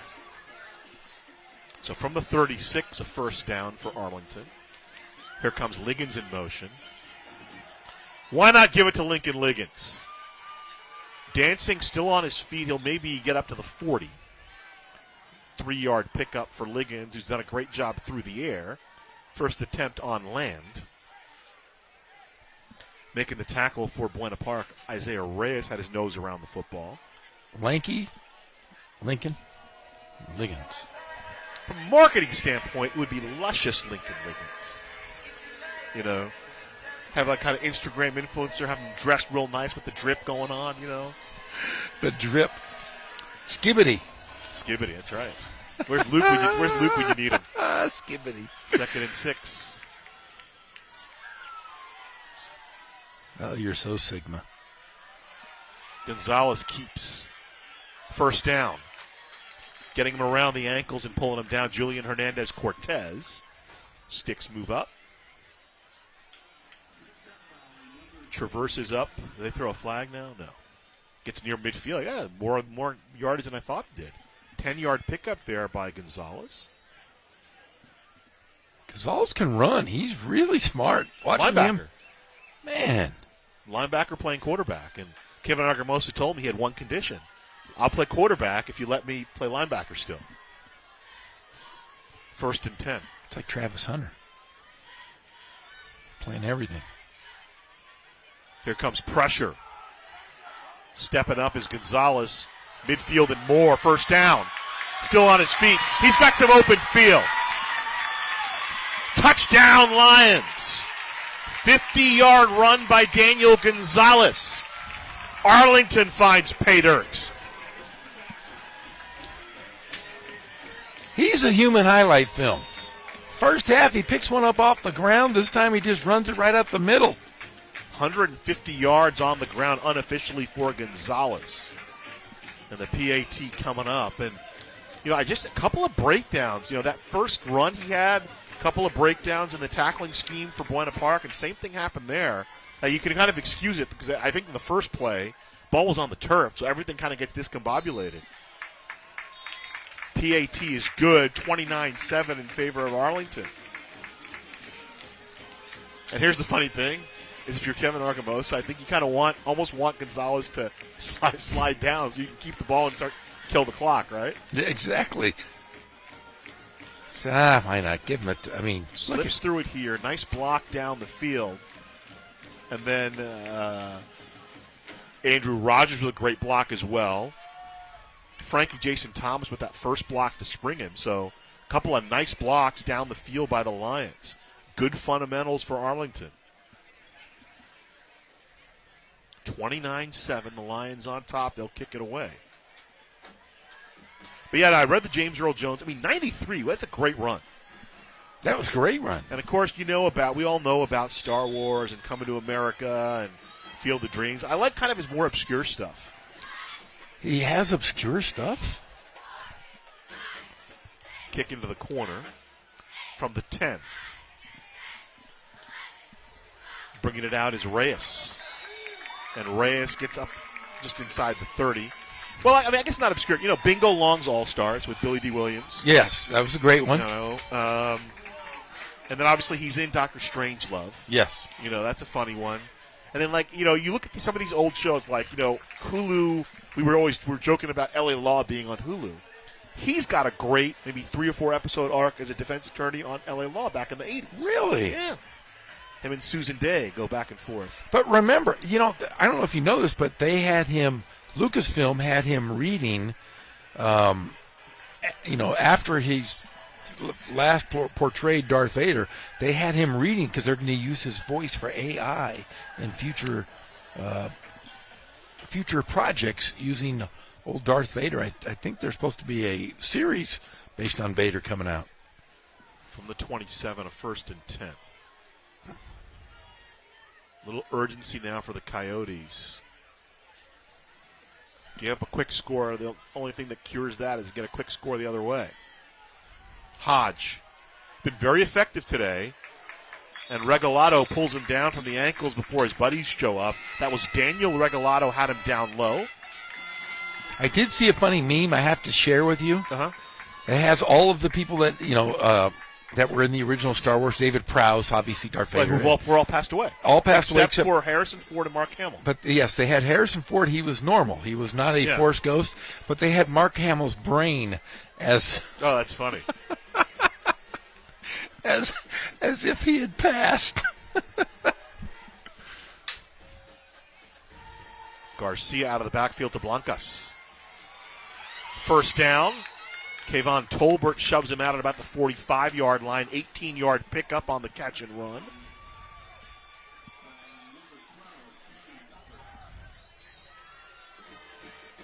Remember, Blancas, we thought he had a touchdown earlier, but it was called back because of a penalty. So Hansbrough split out to the far side, far slot Delgado. Damian Rodriguez split out to the near side as we get a look at that replay. Ticking down to 3 minutes remaining in the third quarter. Hodge with it. Flag comes in. Seems like that was an early whistle. It sure was. I don't know what you blow the play dead. He was all the way across midfield when they blew that whistle. So flag comes in. Again, our white hat today, Gary Richard, running the show. Yeah, that was a bizarre way to stop a play. Let's see what the call is. Got to be against the offense, I would imagine. Unsportsmanlike conduct. Offsetting. To just kill the play and replay the down. That's exactly what they did. So offsetting penalties, the ball will just go back to the original line of scrimmage. It'll be first down again. The old backyard do-over, Jeff.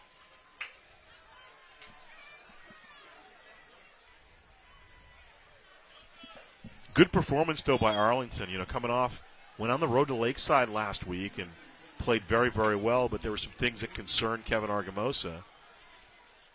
And it's important to kind of come out strong. They were able to do that. Lincoln Liggins did some things in the first half. And how good has Daniel Gonzalez been as a quarterback today? Oh, he is fun. He's He's definitely right there as the player of the week so far here early.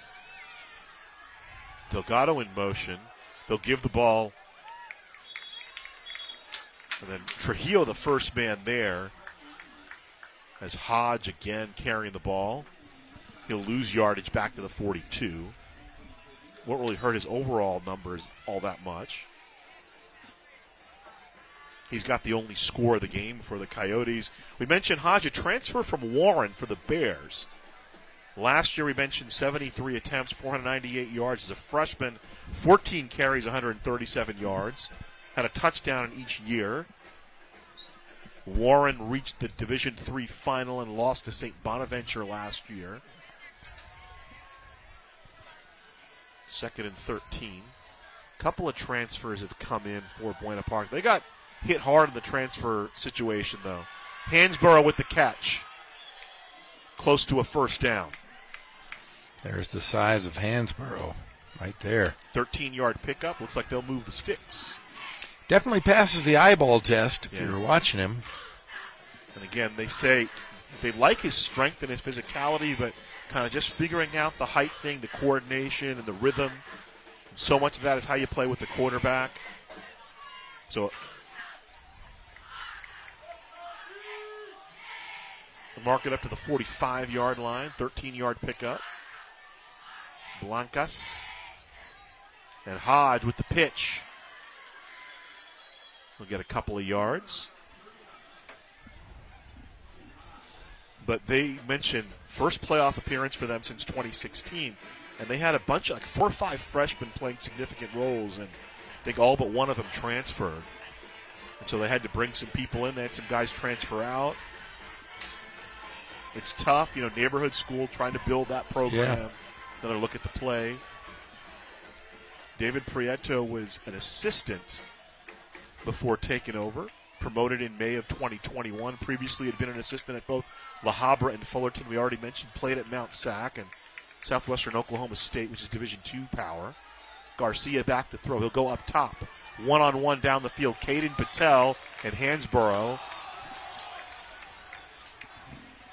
And there comes the flag. I'm not too sure if that's a good call. I could be wrong here, but I thought it was pretty good defense. I think Hansborough had to reach over the top of the defender. I think when you're turned towards the offensive player, though, if you don't look back for the ball, they're going to throw that flag every time. Oh, yeah, it's kind of like face guarding. We'll get another look at it. I guess they say at the high school level, right, you can face guard all you want if you don't make contact. But once you're going to make contact, you better be looking for the ball. That's how they're taught, at least. Yeah. So a 15-yard mark-off against Arlington. So that's a 4th penalty called. 5 penalties have been called against Buena Park.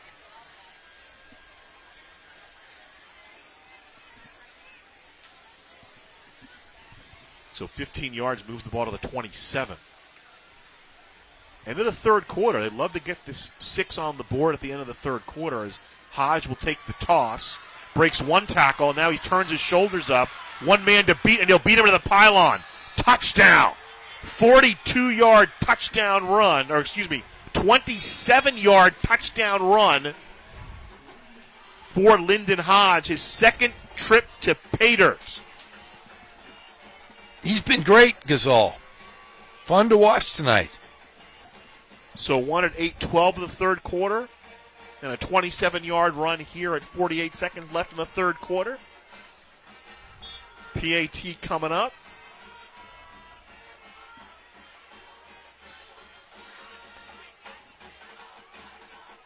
Now once Arlington gets the ball back, they're really going to get to that running game. They're going to want to control the clock in that fourth quarter. And all kinds of confusion. Wrong package out there. They had somebody coming in. The snap is snuffed out.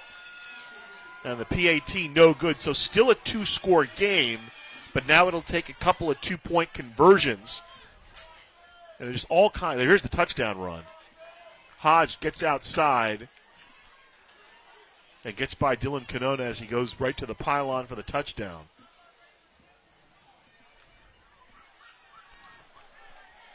And the PAT, kind of a bit of a disaster. if you're a Buena Park fan.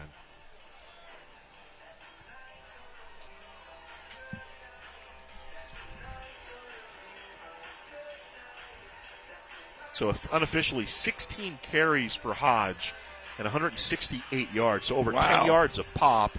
He has runs of 50, 36, 20, and 27 yards. So it's a career game. Like Casey Sosmasco says in Young Guns, earning his keep.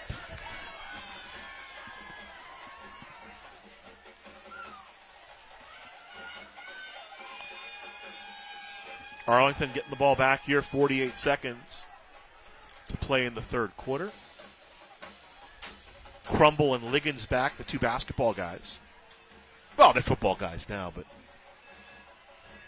recruited by Kevin Argamosa off the basketball team, and here's the squib. And that's a live football, and they got it! Holy cow. Wow! How about that?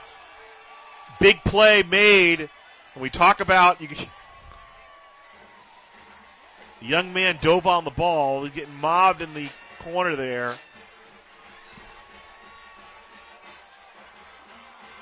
Was that Delgado? It might have been a lineman.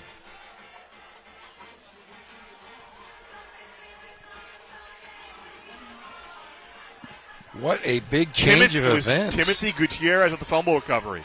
So Gutierrez recovers the fumble at the 20 of Arlington. And a little bit of a lapse. That kickoff is always a live ball. Coaches drill it into you.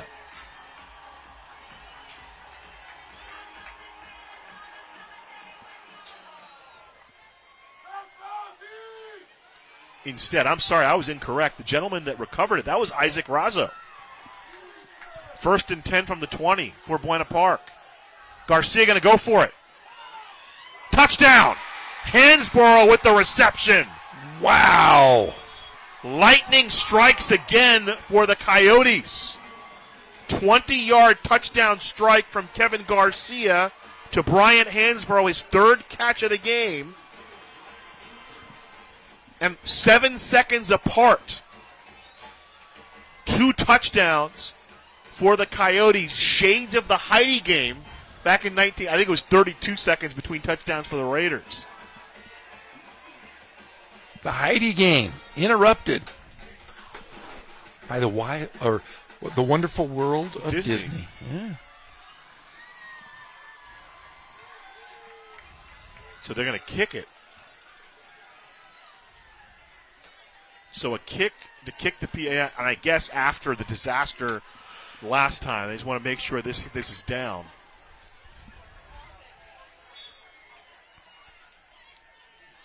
So they figure they got their break with the fumble. You don't want to tempt fate a little bit. Let's put it in our back pocket with the PAT. High snap. And it's blocked. So still a 10-point game, a 2-score game. Would have been a 2-score game anyway at 9 points. Nice ball by Garcia there. The young quarterback, they like him a lot. Play fake to his right, and then you just throw the jump ball up for the 6'4 Hansborough. All the talk about basketball, but Hansborough kind of just lets that come down to him. Fun game, though, here on a Thursday night. It's a 22-0 at halftime.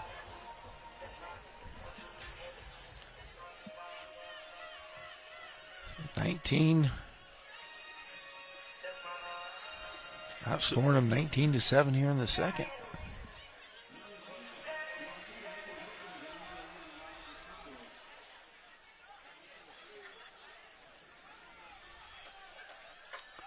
Unofficially, I have Garcia 10 of 17 for 131 yards, the quarterback for Buena Park. And then Hansborough, 3 catches, 43 yards, including the 20-yard touchdown. So the squib kick pays dividends. And 32-yard line recovered. That was Ryan Kellogg recovering that. If you're Kevin Argamosa, though, that's a teaching moment. That kickoff is always a live ball.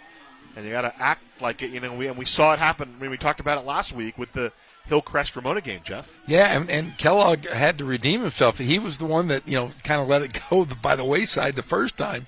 He made sure of it this time, jumped directly on it. Saw Coach Covington giving him an earful after that first. But Rick's a nice man. He wouldn't give anybody an earful, would he? Well, look at him. He looks like a bulldog. He's from Georgia as well. He also eats peanuts in his Coke. Have you ever tried that? I have not. Even though, my father lived in Georgia for 7 years when he first moved here. Rogers in motion, the give to Castro, and now a little bit more spring in the step. Guzman with the tackle for Buena Park. 3-yard pickup for Castro, and a little more spring in the step for the Coyotes. Kind of like when they look at the camera in your backyard, Jeff. They know. They know they're in trouble. Coyotes and the Lions locked up here. Remember, it was a thriller last year. Last year, November 8th in Orange County. Overtime, a 2-point conversion won the game for the Coyotes, 28-27. Coyotes played a lot of close games last year. I think they played 4 one-score games as we end the third quarter and 3 one-point games. Wow. They were 2-1 on those one-point games. Sounds like Hillcrest in our area last year. Yeah, they beat Arlington 28-27. They beat Sunny Hills 14-13. Ended up losing to Fullerton 22-21. The difference in that was a 2-point conversion. They lost a one-score game at Cerritos 14-7 to start the year last year in 2023. And they ended up making the playoffs. They were in 5th place in their league, but they ended up making the playoffs with a 1-4 conference record, even won a first-round game. They knocked off Arroyo Valley. We've said a couple times, their first playoff win since 2016, and they'd like to get back there. Head coach David Prieto trying to build something. They were 3-7 2 years ago, 6-6 last year. Moving leagues this year. Like to make things happen. What's it called? The Omicron League? Yeah, Omicron. Pacifica, Portola, University, Woodbridge, Catella, and Buena Park. So Pacifica, I believe, is in Garden Grove. Catella is in Anaheim. Woodbridge. And then Woodbridge, Uni, and Portola all in Irvine. Our friend Adam Keefe was a Woodbridge guy. Your friend, not mine. You're everybody's friend. But no, I saw Adam at the airport this year when I was going to Stanford, and he's a very nice man. Second down coming up. Here's the throw to the outside. Rogers juggles, can't catch it. Blancas on the coverage, incomplete. Third down coming up, 3rd and 7. So Kevin Argumosa going into the bag of tricks, trying that tight end screen. Had the play, had it, just couldn't quite reel it in. Argumosa right now, see, being a former coach, I don't feel the stress anymore, but right now I know the feeling that Argumosa's going through. Argumosa grew up in Montebello, has coached in West Covina, played college ball at Whittier where they no longer have football. Here comes Crumble in motion. The give instead to Castro, first down to midfield. Knocked back by Blancas. They're going to mark it over the 42 to the 43. So about an 8-yard pickup and a first down. A big first down for Castro there. Clock continues to move. Castro looked like a ping pong ball when he got hit that first time. Sent him back, but the refs gave him a favorable spot. 86 yards on 13 carries for young David Castro. Coming off a 100-yard performance last week. Actually, they marked him all the way up to the 44. So a 9-yard pickup on the play. So give him 87 yards. They reset the ball, so the clock continues to move. Gonzalez to throw. Rolling to the right side. Blancas chasing him. He'll get to midfield. Take a hit. Spin off the hit. He's still on his feet. Inside the 35. Ball comes out. And it looks like the Coyotes have it. Buena Park football. Wow. What a great run, and it just ends in tragedy.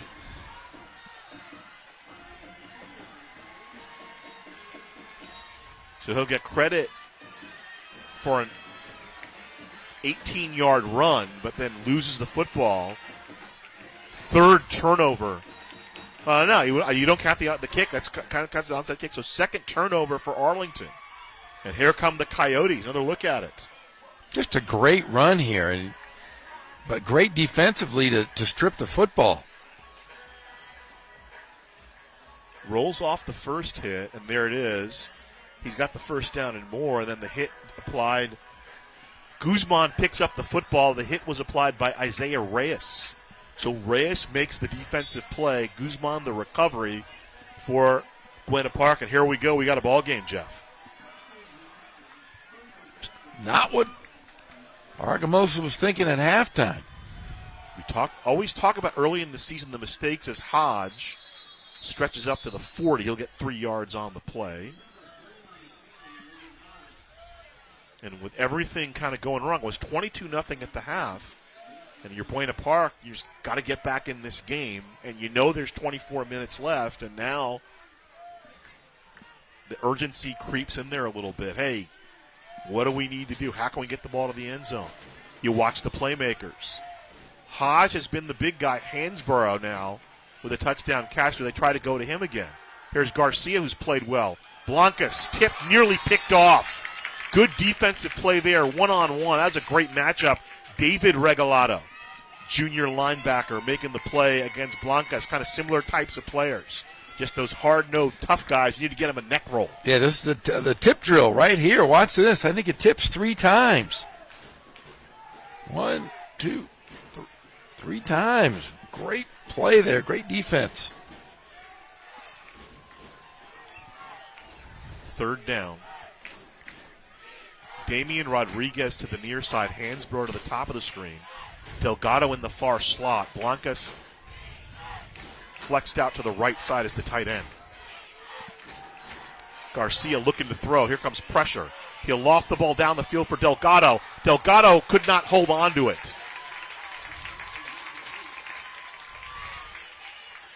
Incomplete. Coverage on the play for Arlington. One-on-one, Dylan Canones. And this was a good ball thrown here as you watch.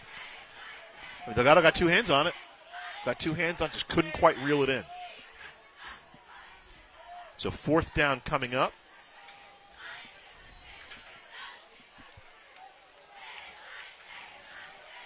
And now they'll play the field position game.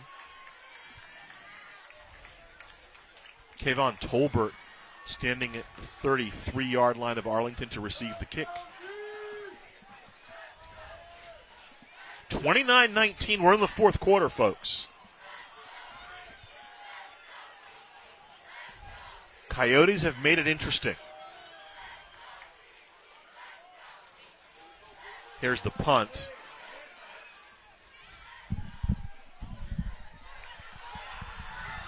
Picked up by Tolbert at about the 28-yard line. So a 35-yard kick, about a 6-yard return. And the defense for Arlington plays around the turnover, Jeff. Let's see if they can hold on to the football here and take off some time. Well, that's the advantage if you're Daniel Gonzalez, right? If you're playing defense, you have a big exhale because you turn the ball over and then your defense stopped them.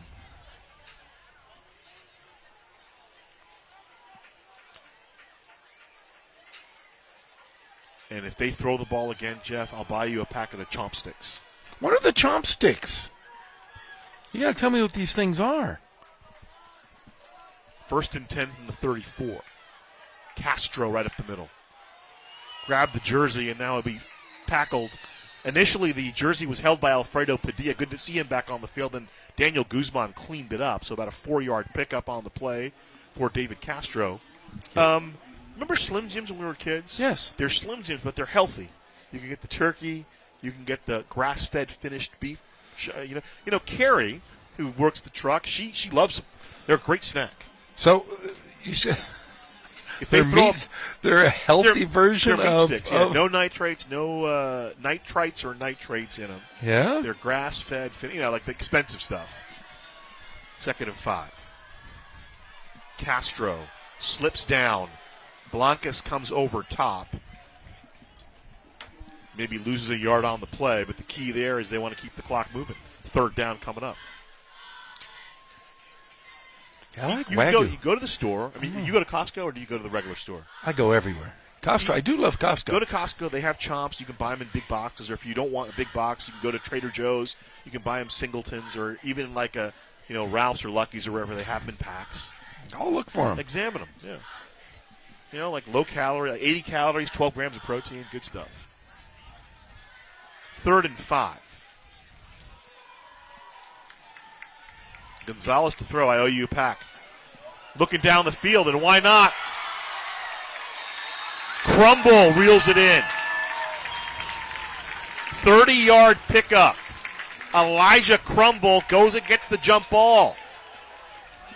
I'm looking forward to my chopsticks. I'm going to bring you we'll bring you a pack next week. Gets the first down. Goes right over the top. Rebound. That's a rebounding drill. Oh, he nearly lost that. Caught it with his legs as well. Hernandez Cortez finally brought him down. From the 30 of Buena Park. Score here, a touchdown in particular, might be the coup de grace tonight. Can the Coyotes defense stiffen here? There's Crumble in motion. Gonzalez will keep it. Inside the 30, still on his feet up to about the 20-yard line. Bumped out of bounds after picking up the first down. Good thing is that, they did stop the clock. Oh, they're running the clock. Oh, just short, I guess. Yeah. Then. Gonzalez over 100 yards. And now they'll move the sticks.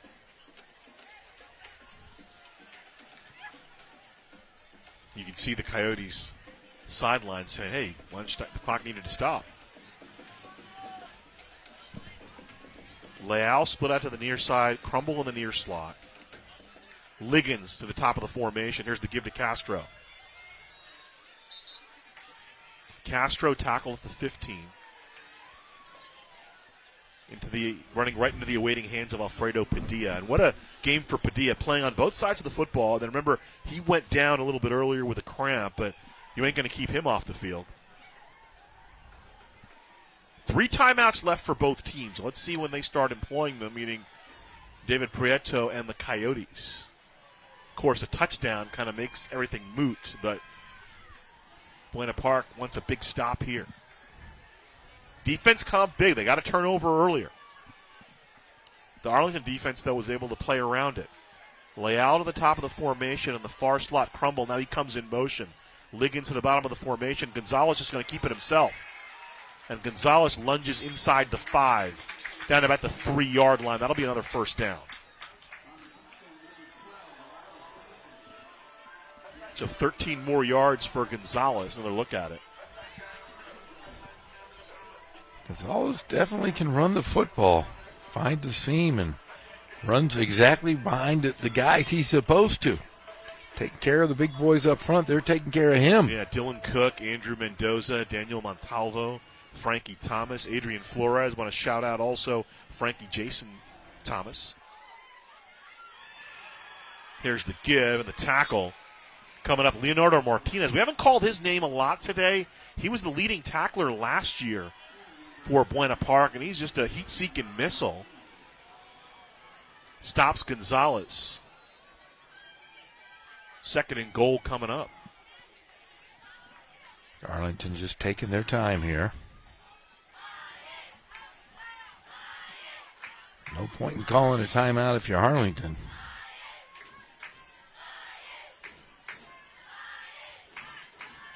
Yeah, if you're Kevin Argamosa, you're happy to have that clock keep running. Liggins to the top of the screen. Mendoza now slips back to fullback, and they drop the ball. They give it to Mendoza. It's blown dead.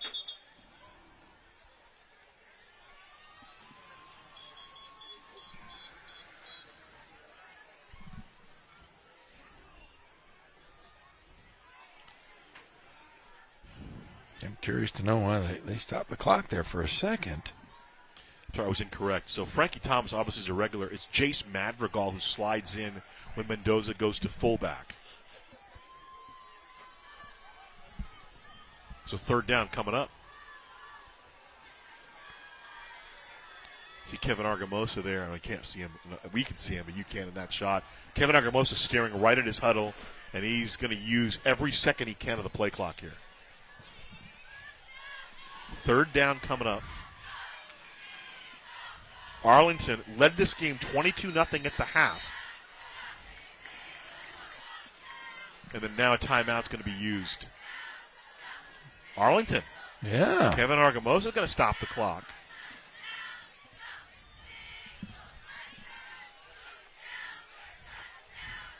Coach Argamosa was yesterday at his daughter's volleyball game. She's out in Chino, that's where they live. Right. Said he had a little time this week with the Fires. He was able to spend some time with his daughter. I guess they went Monday. They went indoors on Monday. They've been practicing at 6:30 because of this air quality rule. And it's interesting, you can see, and we were talking about this because last year was Coach Argamosa's third year, and he told me, I really felt the third year was going to define our team, and they ended up not making the playoffs. But you can tell there's a different vibe this year, and it's interesting because he's brought in a bunch of guys from other sports, and it seems like he said, he was telling me, he's like, I really love this group. It's nothing against any of the other groups that I've come in. That first year we were in so fast, we got the job so late when we came in, and then we didn't have continuity because guys we thought were going to come back didn't come back. So it's interesting that he's got his core of guys in there, but the newcomers have really fit in with this group from a personality standpoint.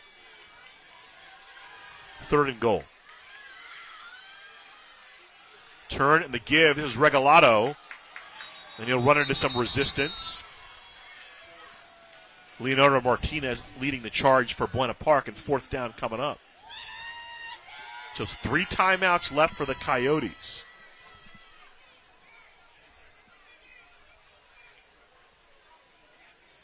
And the key, now the ball gets down to the 1-yard line, and the key here for the Coyotes is the stop is the big thing. Got to get a stop, and then you got to traverse 99 yards. You want to save the time, but it's already 2 scores, so the field goal does them no good. Liggins to the near side. Mendoza the fullback. David Regalado is the tailback. They're going to throw for Liggins, and he's got the hat trick. Touchdown, Arlington. The jump ball to Liggins. 3rd touchdown for Lincoln Liggins. He just reached directly over the top of the helmet and grabbed it. What a great play. And to have hands like that right over the top, I mean, that was he's pretty special to watch. How about this day at the office for Lincoln Liggins? 4 catches, 101 yards, 3 touchdowns. Wow. That's like getting 30 in hoops. So the Gonzalez-Liggins connection. Something happening here in Arlington. Here's the PAT coming up. Jacob Quiros. Speaking of recruiting from other sports, they recruited him off the soccer team. The PAT is good, and it's 36-19. Got to recruit those guys. You can always get the soccer players. So here's Gonzalez, just a quick fade throw on 4th down. Reaches over coverage from Miguel Mercado, who's been pretty good. I think Miguel Mercado is a pretty good defensive back. It's just Liggins playing very well tonight. I remember how good Arlington's soccer team was. They were ranked number 1, I think, in the nation at one time last year. I did not know that. Yeah. Well, it just speaks to Coach Argamosa. We know him a little bit in the personality. And you could see him in a history teacher. You could see him in class kind of giving guys a hard time and like taunting them and teasing them, trying to get them to come out for football. That's what he said he did with Quiros. He said, I just give him a hard time, and decided he wanted to come kick, and he was pretty good. So we kept him around. Yeah, Arlington's been great in baseball forever with Gary Rungo, and now let's get to meet him today. Coach That was the first Clevino. time I met him. Ball slips through the hands of Reyes. And now here's Hodge picking it up, and Hodge down to the 25-yard line. So 3 minutes to go. It's a 3-score game now. Because even with 2 at the 2, it's still only 35. So right here is where Arlington's defense can just win it, get a stop here, and it's more or less. Now listen, they have scored. What did they score? 2 touchdowns in 7 seconds? Yes, exactly. Yeah. Let's see if they go that up tempo. We've seen it. We saw it in the first half, and scored a touchdown, recovered an unintentional onside kick. Can we call it that? Yeah. And then they put the ball right into the end zone, meaning the Buena Park Coyotes. Touchdown for Hansborough, and then 2 touchdowns for Lyndon Hodge. So Hodge played last year at Warren, we talked about. Hansborough's been with the program a couple of years, but started at La Mirada. 1st and 10 from the 25. I like what I've seen from Garcia today, the young sophomore quarterback. Throws to the outside. And a flag comes in. Rodriguez with the catch. Damian Rodriguez loses yardage. And let's see what the penalty is going to be. Roughing the passer. Wow, I didn't see that.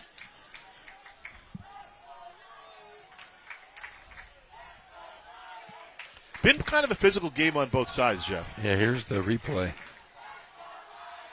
Oh, yeah, he clearly, Rogers went past him, so it was somebody behind the play that made the hit on Garcia. And, that's something you're going to learn. It's still relatively early. Oh, that is week 4. I know I'm thinking about it. Week 3 technically, but 4th game for the Lions. Delgado in motion. Come back, throw to Hodge. Hodge is dangerous, we know, in space, and he's smart enough to get out of bounds. Crosses into Arlington territory after about a 15-yard pickup and gets out of bounds. Good poise shown also by the quarterback coming off that roughing penalty. Gets the ball out to his playmaker. 5th catch for Hodge. He has 73 yards as a receiver. He could play for any team here in the city of Riverside and do extremely well. He is a fun player to watch. Transfer from Warren. They like him. They want him to be the focal point. That's what Jude Oliva was telling me. He's the offensive coordinator for Buena Park. He said, we got some playmakers, and we think Hodge is the guy we can play off of. It all depends on kind of Garcia's development, and we like what we've seen. Incomplete. Great play on defense. Laying out was Dylan Quinones, knocking it down, be 2nd and 10.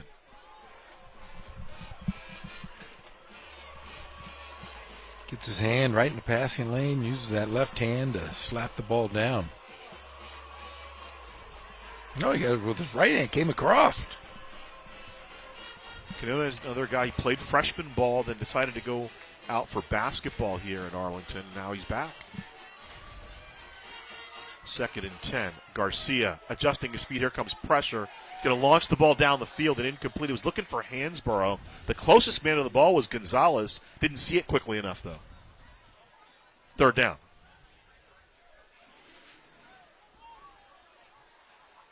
The defense this year for Arlington allowing about 23 points per game. They've allowed about 303 yards, equal 147 pass and about 157 rush. So Hansborough to the top of the screen. Rodriguez to the bottom of the screen. Next to him is Hernandez Cortez, and Delgado also in the pattern. Empty set. Here we go. Garcia stepping up. He's going to throw it, and it's deflected, incomplete. Making the play to knock the ball down. That's David Regalado. David and Daniel twins. And according to Coach Argamosa, they love giving each other a hard time. Well, I hope so. Yeah. They trash talk back and forth to each other more than they do other guys on the team. I'd love to see a practice where the two brothers just start brawling each other, fighting like little kids, fighting over Legos. Says they're good kids. It's a physical place. They're goofballs. They just like challenging people. 4th down coming up.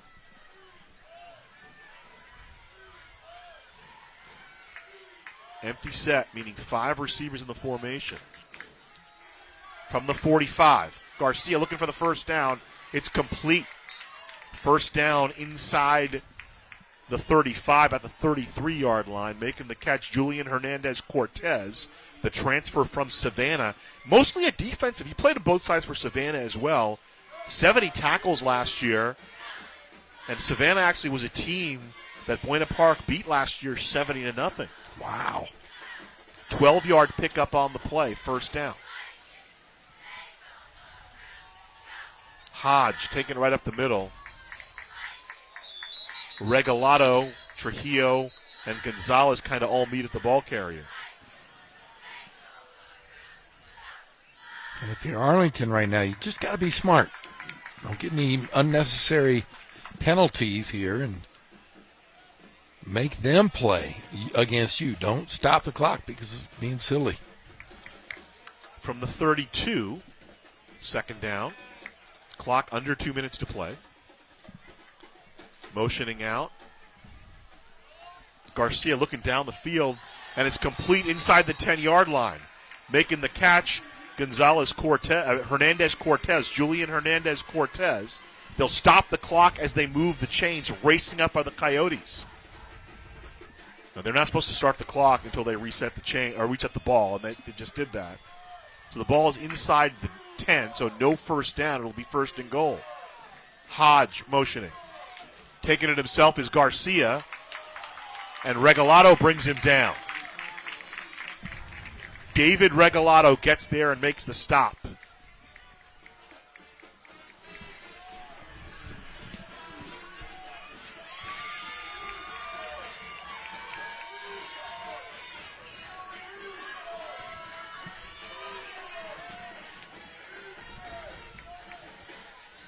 Second down. The slant to Hansborough, touchdown. Second touchdown catch of the evening by Bryant Hansborough. That's a 10-yard strike. So he's now caught 4 balls for 53 yards and 2 touchdowns. So 36-25. Right? It was 36-19. 19 plus 6 is 25 still? All right. There we go. And they'll go for 2. There's...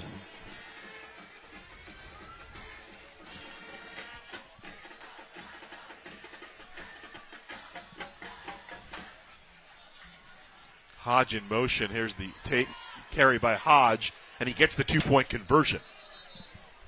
Now, maybe did they change the rule in high school? My understanding was you don't run the clock on the conversions. You're not supposed to. No, you don't. Did they? Because you run the clock. That's why I ask you, because I know you run the clock. Yeah. Did they run the clock? There was a penalty against Buena Park. I guess once they scored the touchdown, the point was kind of moved. I'm just curious why Buena Park didn't exhaust their timeouts. I guess had they gotten the stop, maybe they would have. But once Arlington went up 36-19, the point was kind of moot. So wipe off the 2-point conversion. And, well, either way, I don't think it takes away from anything Lyndon Hodge has done today. Caught 5 balls. He's ran 17 times, averaging nearly 10 yards a pop. Hansborough with 2 touchdowns. Hodge, I believe, with 3.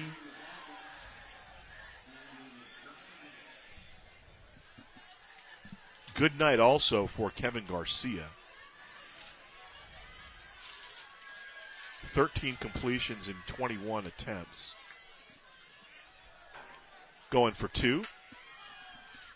Incomplete. He was looking for Lyndon Hodge.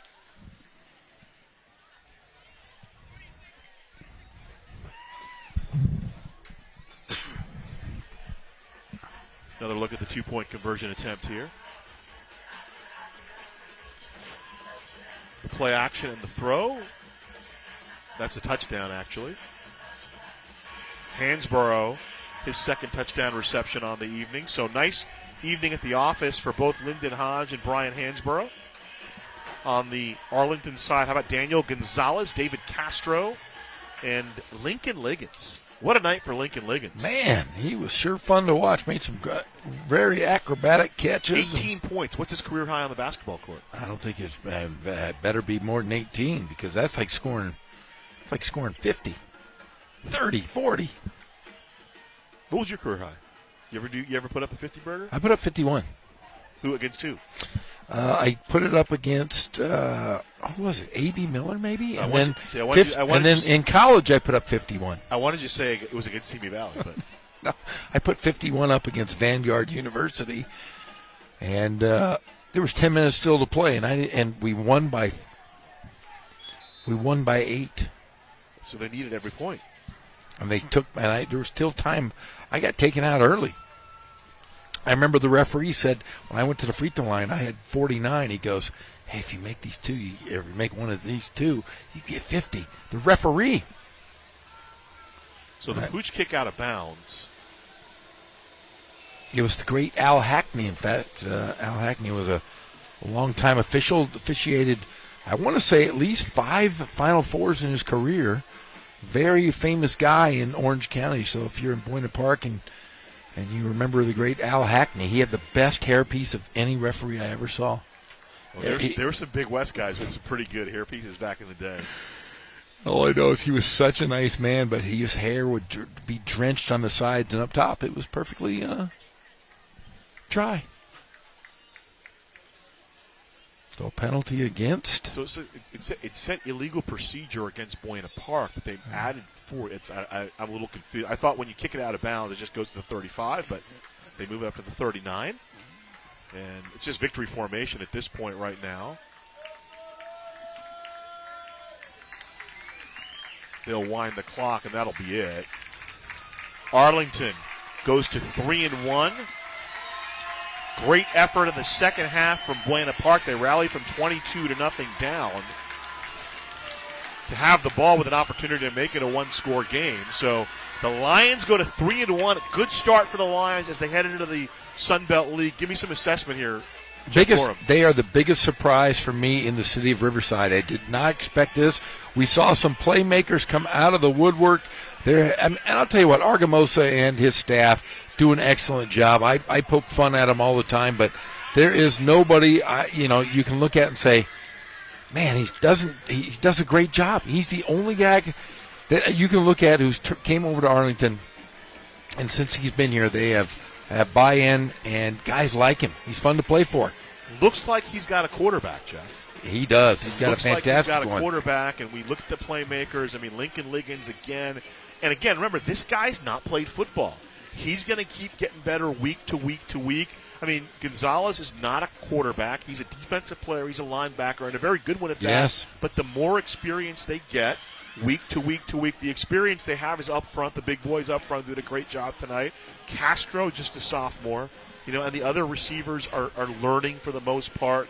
We saw Crumble today. He's another converted basketball player as well. So, and defensively, they have some guys back on defense. And as that group kind of gels and comes together, they'll get themselves ready for league play. What do you say if you're David Prieto and you're looking to go back to the drawing board for the Coyotes? Strong second half. You like what they did in the second half. What do they need to change in the first half? Well, I thought they looked good in the first half. It's just Arlington capitalized and scored the football. Second half, they were a phenomenal team. Hodge is a playmaker that can do things. Hansborough outside on the edge, or as a wide receiver at 6'4", he got going tonight. I think they're going to be very good. I think they could be a playoff team once again. The big sequence came at 29-19 when Arlington turned the ball over and the Arlington defense stepped up and stopped the Coyotes. That was huge in the fourth quarter, and then they ended up going down and getting into the end zone for the win. So Arlington 36-25. The Lions go to 3-1. The Coyotes fall to 1-3 on the season, avenging that overtime loss last year on September 8th in Orange County. For Jeff Gore, my name is Ghazal Hassan. For Ryan, who's directing today, and the entire crew. Trevor, shout out to you. I saw Jessica was here as well. The entire crew. Until next time, we'll be back with you tomorrow night from RCC for King and Poly. 36-25. The Lions hoist Kevin Argamosa on their shoulders in victory. So long, everybody.